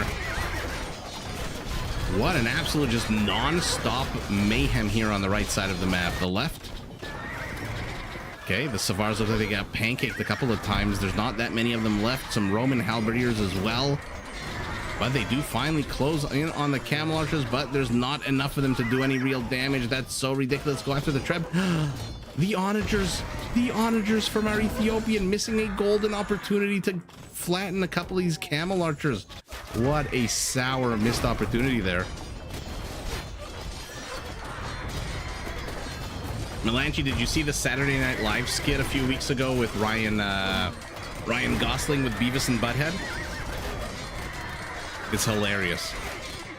Yeah, composite bowmen are super cool. I love the cape and the helmet. It makes me think of Lord of the Rings. Yeah, the bomber tower is going to be hard to crack. Although there aren't that many of them at the moment. 33 paladins for our Hun, 26 Savar. So the Savar count has been significantly handicapped here.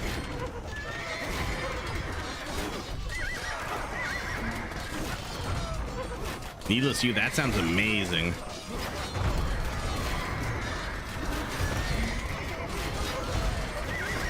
Yeah, but actually, exactly. They were in the audience, but they looked exactly like Beavis and Butthead, but they weren't Beavis and Butthead. And then, of course, Ryan Gosling broke character because he always breaks character. And finally, the Ethiopian manages to pancake some of these camel archers, but now the Savars, instead of going after the bombard cannons, will he get anything with his volley? He gets a couple of trees. Oh, no. Anatov's attacks are not quite as good as Hera's were.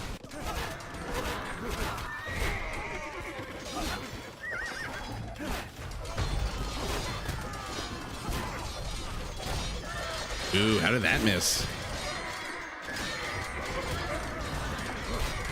We have almost 1,500 units on the map.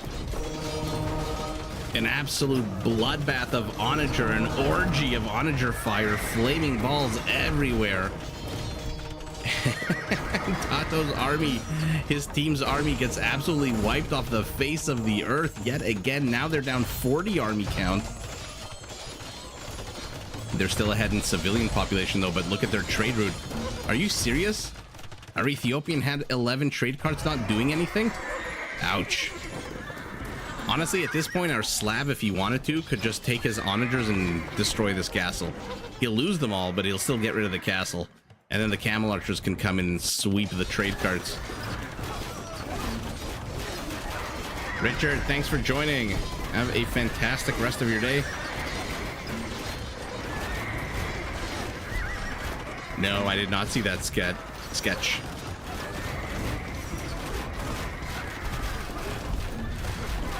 Did Blue just build a single section of a wall? Man, our Ethiopian is just losing. Oh, okay. Our Ethiopian is losing the game. Team Valis. Holy moly, what a game of stamina. I mean, this is about as hard fought as possible. This is the exact location of the original bases, right? This is the location of the wall-off, of the original wall-offs. Here and here. And they're still fighting over it. Unfortunately, the Roman just way too dead. Oh my goodness. What an absolute bloodbath. But the yellow, really, our Ethiopian is just missing too many onager shots. Way too many onager shots. He had so many opportunities to get onagers, bombard cannons, camel archers. But let's take a look at the stats. An hour and 18. Trade must be through the roof. Halberdier to halberdier. Look at the siege count. 117 to 111. 168 shotels? I don't recall seeing 168 shotels, but I'll take Capture Age's word for it. Tato, the biggest donor, 41,000. 32,000 is our Byzantine, and not too far behind is our Hun. Ouch. And 26 and 24. Big numbers here. Trade for our Hun. Let's see the numbers in trade. We'll just do in the thousands. So this is 65, 75, 78. Oh my god. 82, 122 trade. Let's call it 123. 123 for Valis's team. And then this is what? 58, 88,100. So 20,000 less gold for Team Tato. Our Ethiopian, shockingly, is the one who has the most kills. Although by only 3. Look at that. 1,096 to 1,093. That's so close. I'd be so pissed off if I was Valis. If the game had just continued for another literally 30 seconds, he would have beat that. And a not too close third is our Persian. Yeah, the Persian was probably has a very stiff neck trying to carry that game for his teammates. And let's move on to the third and final game of the night.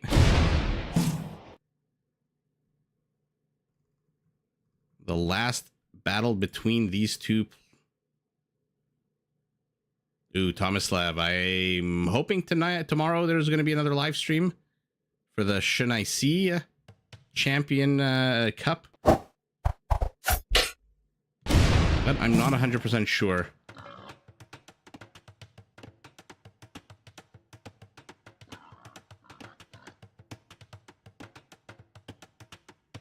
You joined halfway, but it's already yeah, it was all of these games tonight have been pretty chaotic and full of bloody kills. Let's see who we're working with now. We've got Valis again in gray, this time as the Mayans in his pocket. Matt, this time as the Sicilians, another siege civilization for him. Crisibu as the Spanish in green, and last but not least, Nolo as the Italians facing off against the Aztecs by Chaos in orange in his pocket. Anatov, this time as the Koreans. I hope if he goes onagers this time, he's going to have a bit better luck with his attacks than last game. Robo Boro this time as the Magyars with the one-strike dinosaur killing policy, and Team Captain Tato as the Hindustanis. So Hindustanis facing off against the Mayans. Oof. Archer Civ versus Gulam. I don't know about that. And Italians facing off against the Aztecs. So Condottieri play, maybe? I can't imagine we're going to see Genoese crossbows here, although... you know what? Even with the Koreans in the pocket, maybe if the Magyar was in his pocket, we might see Genoese crossbows. The map. On the left side, one wall off. On the right side, whatever this is. We'll see how they decide to wall this off. And on the right side, two basic wall offs with very annoying lakes. This is going to be real annoying for Team Tato. I don't like when lakes form part of wall offs. And by the way, Tato has... oh my goodness. 1, 2, 3 lakes in his territory. And Valis has one in his as well. By the way, an interesting shape for a lake. I wonder how many docks you can fit in here.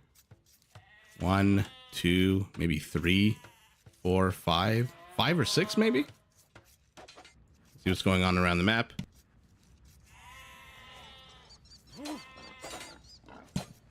No, Tomislav, you can't see on the whole how much friendly fire. You have to go with individual units. Hindustani Shatagni is very annoying. I think it might be a bit of a difficult matchup here for Valis.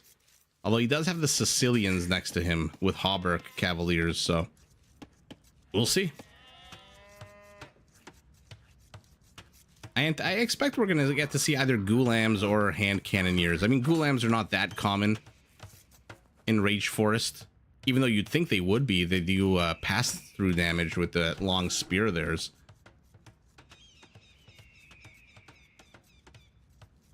Derek, thanks for joining. As always, truly appreciate it. And, waking up at 4:30. Best of luck.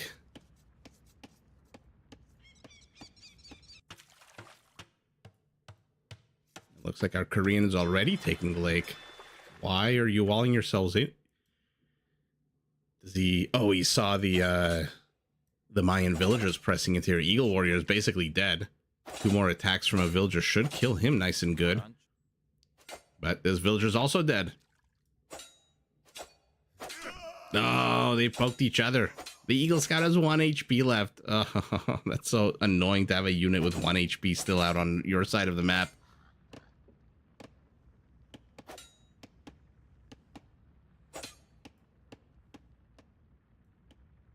Okay. Bit of a scout train here.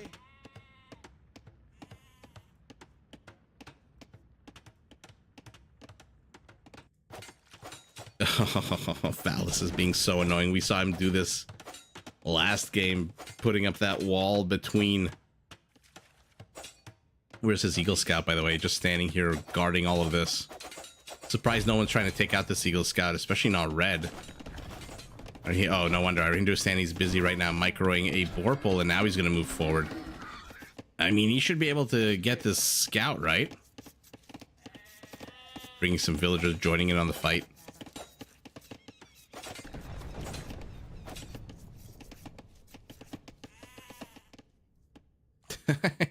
Alice is running away.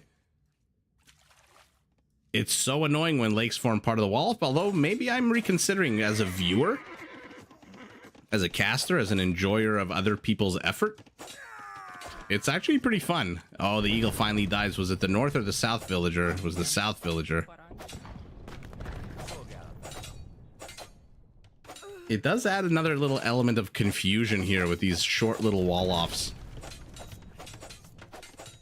And the ever-present dock laming.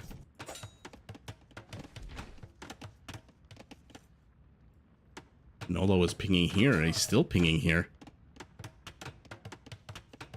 Does manage to get the Aztec Eagle Scout. And now, okay. So left side of the map seems to have been carved up equally between blue and orange.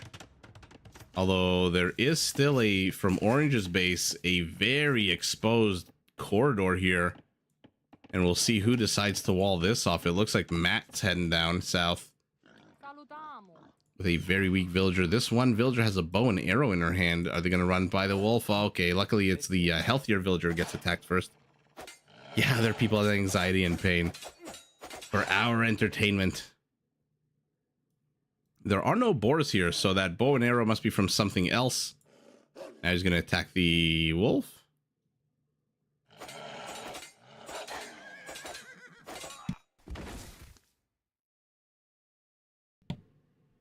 Wolf dies. And where, oh, where are Matt's villagers going? This part of the map, very confusing. Looks like Valis and our Magyar have carved it up, although a big opening here. And to the right side, the team captains have agreed to wall that off. Oh my god, a third wolf. Oh my god. Peanut butter on toast.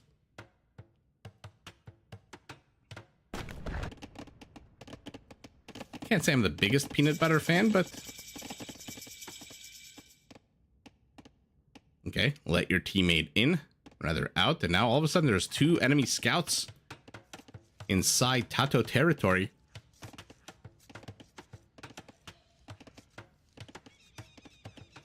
Ooh, I like peanut butter. The smoother the better. We have a brand here called Adam, or Adams. I forget if there's an S at the end of it. That is pretty tasty. Oh my goodness. A big old village fight here.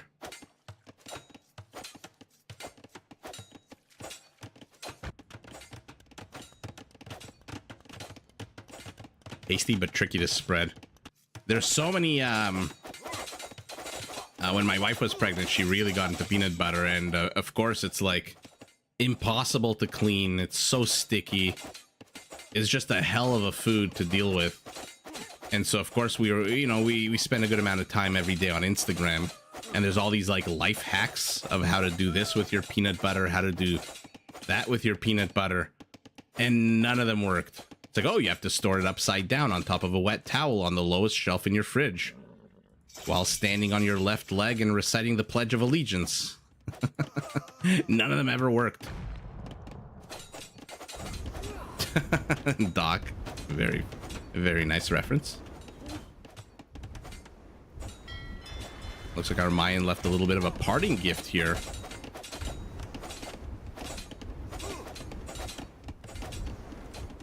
But should get cleared out pretty easily.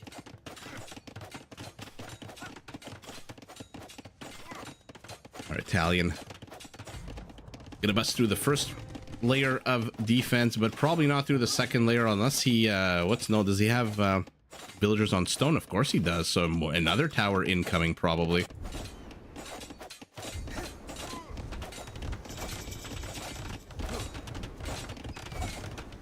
Fireship versus fireship, but one's being repaired.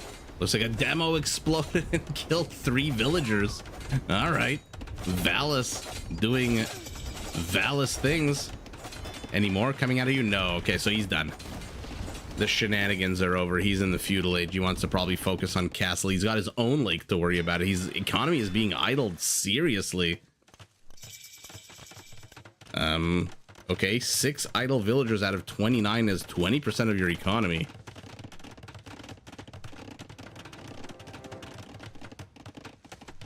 And our Spaniard is here with a big juicy castle, conquistadors, and a petard. Gonna probably need more than 1 petard, to be fair, to bust through a double layer.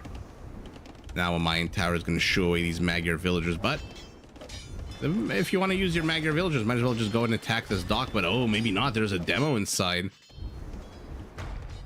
Valis is probably waiting for these villagers to escape this fog of war, so he can go and chase them into this narrow choke point. How the hell did he even get that one? That was fun to watch. What is Teal building here? Some infrastructure, a siege workshop, a stable, a barracks, and a house for our Sicilian. How's his stone looking? He does have enough stone for a donjon, I guess, if he wanted to. Our Korean wants to get out, but Roboboro has already walled this all in, so he's gonna have to go to the right side if he wants to destroy the palisade. Anatov is looking for a fight. Somebody's gonna have to... Oh, now he's... Valis is getting a transport. That is so annoying. The north, conquistador, petard, lots and lots of gunpowder. John, I am from Toronto, Canada.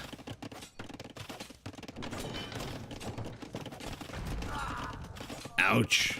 I'm surprised the conquistador got that kill. They don't have the greatest range. How did he reach this villager? I guess this is 3 tiles, 4 tiles, 5 tiles, maybe just right outside the range as he left the range. Oh no, oh no, there's nothing inside this transport. Did he accidentally do a transport instead of a demo ship? What the hell is this? What the hell is this out of Valis? Oh yeah, I think he wanted a demo raft and he misclicked, or maybe he's trying to keep his opposing enemy units here, and then he's gonna send the demo raft down here. Let's see it. It's gonna come out. I'm assuming it's gonna go south. You're not gonna hit that mangonel. Get the hell out of here. Okay, it's going south.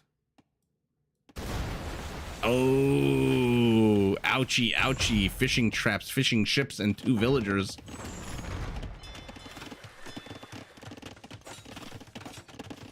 Spanish castle continues.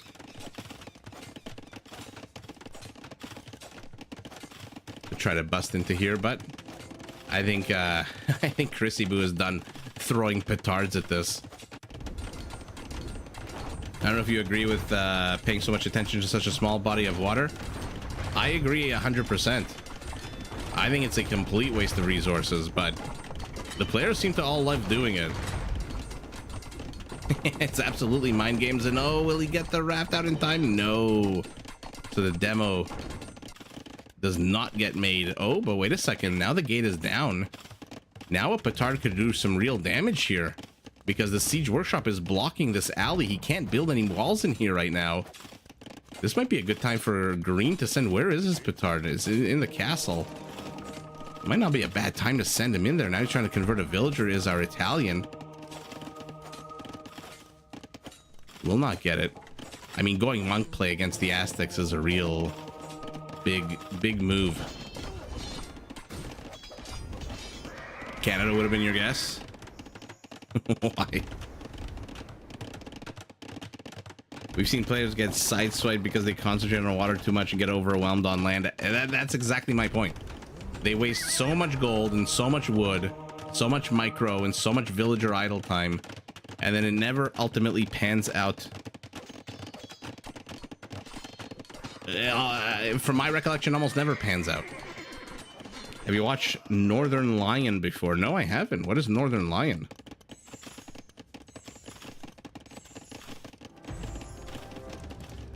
Can the castle reach the siege workshop? Or was it damaged before? It looks like it was firing in this general direction a second ago.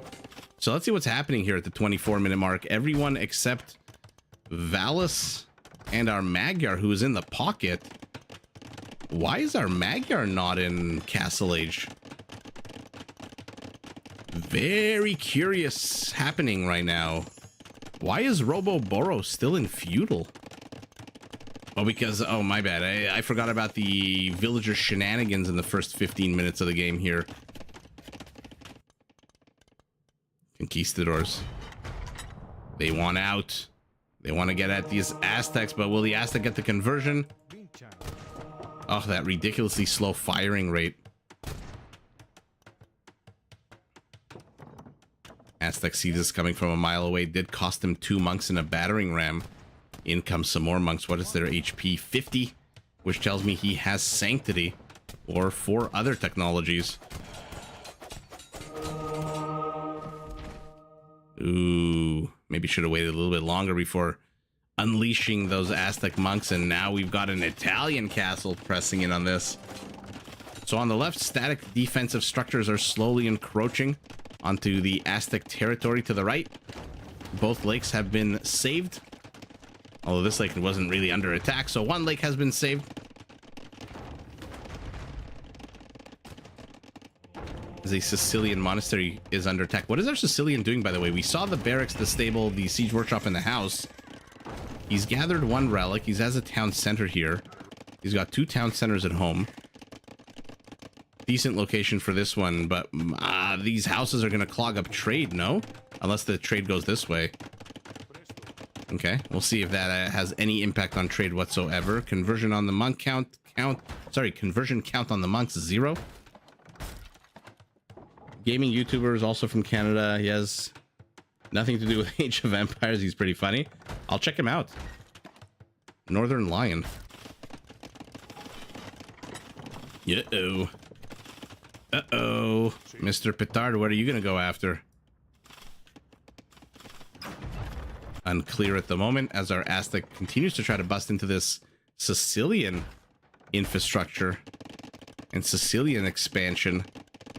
Our Hindustani is heading up to Imperial. What does Tato's base actually look like? Looks like 4 town centers, 85 villagers,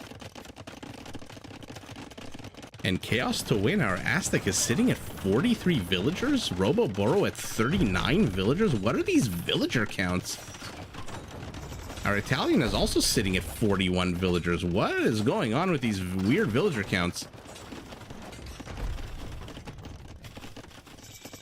Slowly, piece by piece, Aztec infrastructure is getting cleared up. 2 relics in jeopardy as well for the Aztecs. Remember, their relics generate more gold than usual. Scout. Pokes in. Gets a little bit of HP. Pokes out.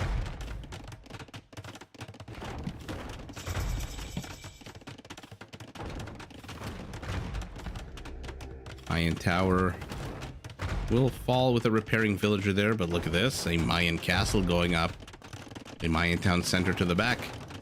So we're approaching the 30-minute mark right now, and here we go. Let's see things going. Team Val, get things going. Team Valus's army count is double the size of their opponents. They are down about 20 villagers though, and trade cards, but now the Italian, he's trying to convert the Aztec monks, by the way, who are up to 80 HP. That is a lot of HP. The Aztec. I wonder if our Aztec, does he need wood right now? What is our Aztec building? If he's going pure monk play, although I guess you need wood for trebuchets, right? Conquistadors. Conquistadors, be careful. Wow, the RNG is not helping Orange today. That's like the 3rd time he's attempted, or 2nd time he's attempted to convert those conquistadors and just absolutely failing miserably. And his OG town center has fallen, replaced by none other than an Italian outpost. And our Korean is throwing in halberdiers here. Remember, they do cost 50% less wood, and he has got a lot of barracks in the forward position. Here we go. Aztec monks are going to try to zone out the conquistador as well. The halbs close on a villager. Probably not the best target right now. Did he get a single conversion? Our Aztec went after the monks. Actually, my bad. He converted 3 Italian monks. But now he's falling to the Spanish cavaliers. I don't know which battle to follow, the south or the north. Never mind, the south is over as the monks enter into the castle. And our Korean is trying to swarm over this. Of course, I said we're not going to see Genoese crossbows, and so we see Genoese crossbows. Really? Against the Korean and Aztec Genoese crossbows? Why not arbalesters? Paladin upgrade for our Spaniard is en route. I mean, I'm looking at the eastern portion of the map. Gray is pinging because he's seeing the forest get cut, but aside from this, there's no action happening here at all. Treb balls going, ba-boom. And now Spanish paladins have entered into the chat, and we're seeing Condottieri out of our Sicilian. Gotta love that Italian team bonus.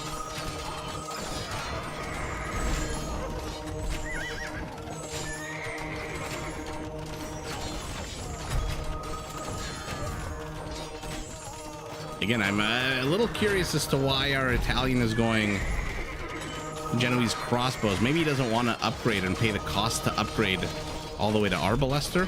There's a lot of monks here from our Aztec. Let's see if we can get any conversions. So far, 10 conversions. Didn't look like a single paladin, though. Ouch. What's going on over here? He saw the cut and immediately walls this in. Cavalry, Condottieri, Genoese crossbows, they've all come here to the western portion of the world where the paladins are yet again chasing Aztec monks. But my goodness, what do you do with a monk with 85 freaking HP? Any other civilization except maybe the Bengalis would have lost all of their monks there. Now Tato is here with a very interesting force of Hindustani units. Hussars and heavy camels, or are these Imperial? No, they're just heavies. I thought I saw a cape floating in the wind. Condottieri are closing in on the Trebs. So they probably get one, maybe get second. Yeah, he's definitely gonna get second. Definitely. Did I speak too soon? No, he gets it. Plumed archers. Oh my goodness. This unit belongs over here. And the Genoese crossbows belong over here.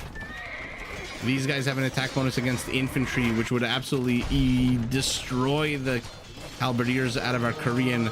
And the Genoese crossbows have an attack bonus against cavalry, which would destroy the Hindustani. Oh, what a mismatch here for Team Valis. I'm surprised he's not going Eagle Warriors.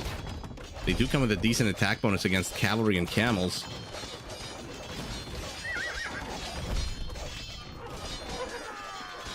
You've seen Chaos to Win get yelled at?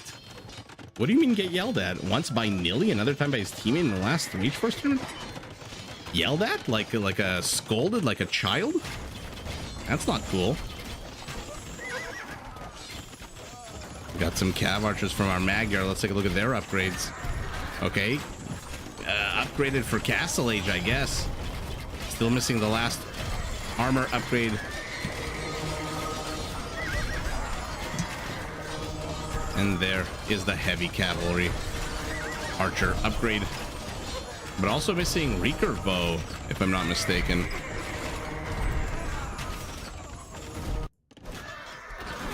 Okay. I mean, this is certainly one way to make the most of your foot archer here. Yeah, I can't imagine a group of grown men yelling at somebody. It just seems so weird to me. Although it is an esport like other esports, so I guess he get yelled at for not building a gate once in the last Rage Force tournament. He was on the Vipers team. They were all on voice chat together. Ouch.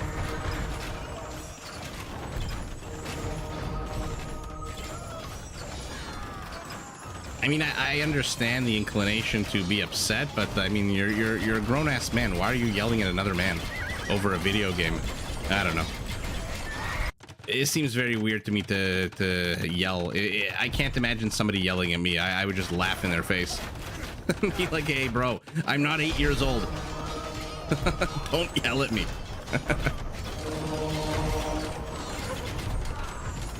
Cav archers could potentially be very deadly here. It looks like the Genoese crossbow count has been reduced to 0, which means they are safe.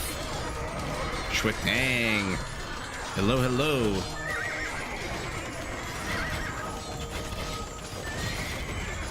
Mangonels become onagers right before dying to the beautiful micro out of Roboboro. Hello.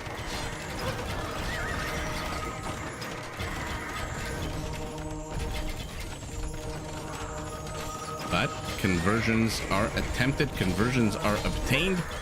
And by the way, where the hell are these 3 demolition ships for, Tato? What the hell? Okay. If you say so. I guess the name of the game for Valis here is overwhelmed with numbers, because his plumed archers are fully maxed out, but look at their attack. It's a 9. The Hussar has 6 pierce armor. I don't know about this. It is a tankier archer. It does have 65 HP, and it is the fastest foot archer in the game. Green is pinging over here. What is he starting to send? Oh, Chrissy Boo is starting to send some of those Spanish paladins across the world. Yeah, I can't imagine the Viper ever yelling at anybody, to be honest. I can't imagine any Norwegian yelling at anybody, although to be, maybe. I remember at some bars and nightclubs in Oslo, they get pretty rowdy, the Norwegians. Okay. Korean towers, do we have Yupseong? Yes, we do. 13 frickin' range on them. This is a lot of cav archers, 59 of them. And now they're taking on onagers. Now they're clumped. He's not paying attention. Okay, I mean, it's not a bad 2 cav archers for 2 onagers. I love that Yellow just moved them forward, assuming that Matt would not be microing these onagers. They get converted. One of them does. Where's he going after? Will he get this one? Oh, that's so sour. Oh, he's not sending them across the map. He's sending them straight into the guts of the Magyar settlement. Do they see this? Yeah, of course they see it. Immediate wall off. But I guess you can just cut elsewhere, right? You don't have to wait for the wall off to go up. Uh-oh. Spanish paladins are now inside. The call is coming from inside the house.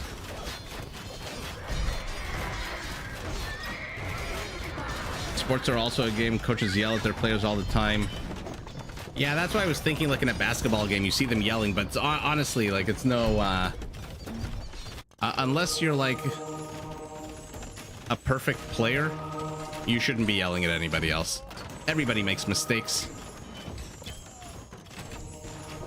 Although that probably explains why I'm not playing in a competitive capacity at the moment.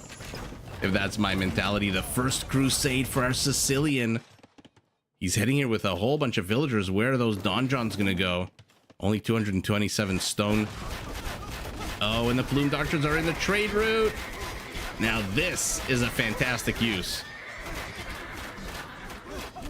No, Carlos, that's what I was thinking too. Like, there's a lot of sports where the players like yell at each other. Baseball too, the players get real aggressive with one another, and the players on other teams. Surprisingly, I mean, hockey is also they just yell and hate each other all the live long day. Supergen, the plumed archers are calling from inside the house, although not for long with the Magyar cav archers hot on their tail. Oh no. Team Tato has a 70 army count lead. Sure, dang, that's funny.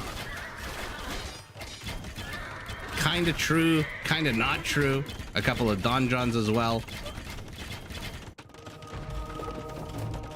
I mean, kudos to our Korean for doubling down on halberdier units and getting a nice pair of kills here, and more kills with the Yupseong. Holy moly, can the Koreans kill you from a distance. I mean, these onagers can't close on these towers. These towers have 13 range. This is a crenellations tower. And so anytime the mangonel even thinks about using its 9 range, it has to move 4 tiles before it can even fire. Plumes are holding back. I mean, Tato is not being very effective with his hussars, and I'm absolutely shocked that he went hussars in this situation. Looks like the plumes were cleaned up. Our Magyar, holy moly, 66 cav archers.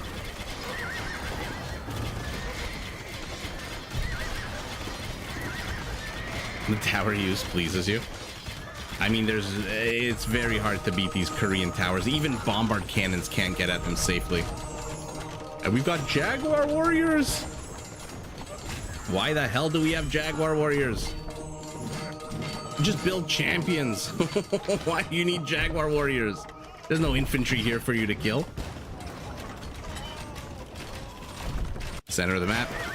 The slaughter continues down to 49. What?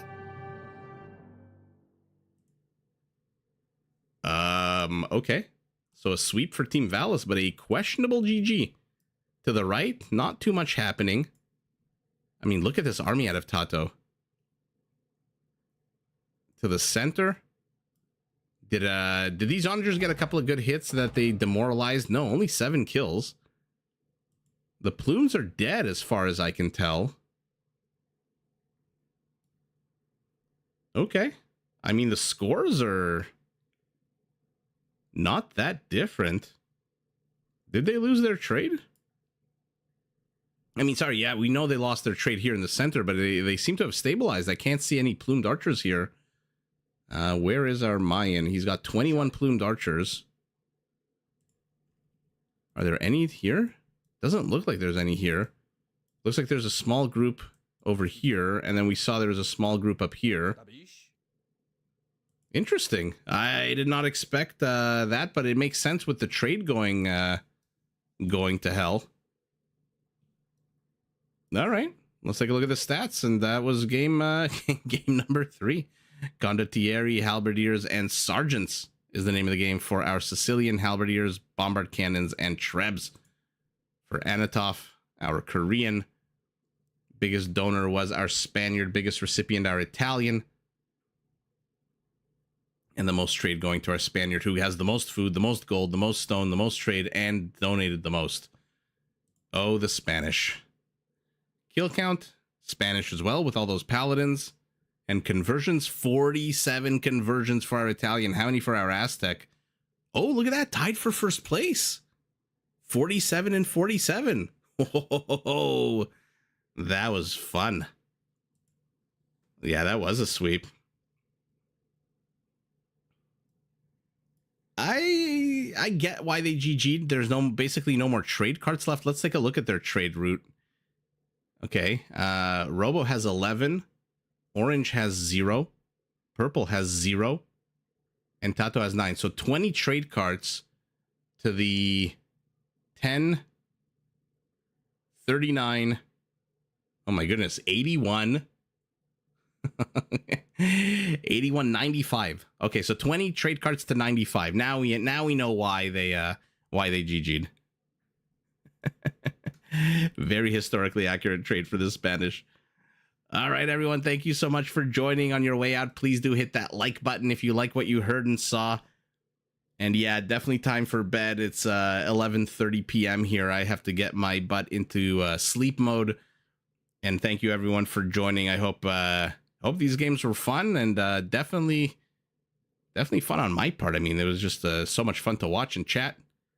And hopefully we'll see you soon enough, maybe even tomorrow, if there are more Rage Force games played and more SAX Cup games played. Shun I see ya, if I keep pronouncing it right and wrong, I don't know. But in any event, everyone, thank you so much for joining, and I'll catch everyone in the next one. Have a fantastic night.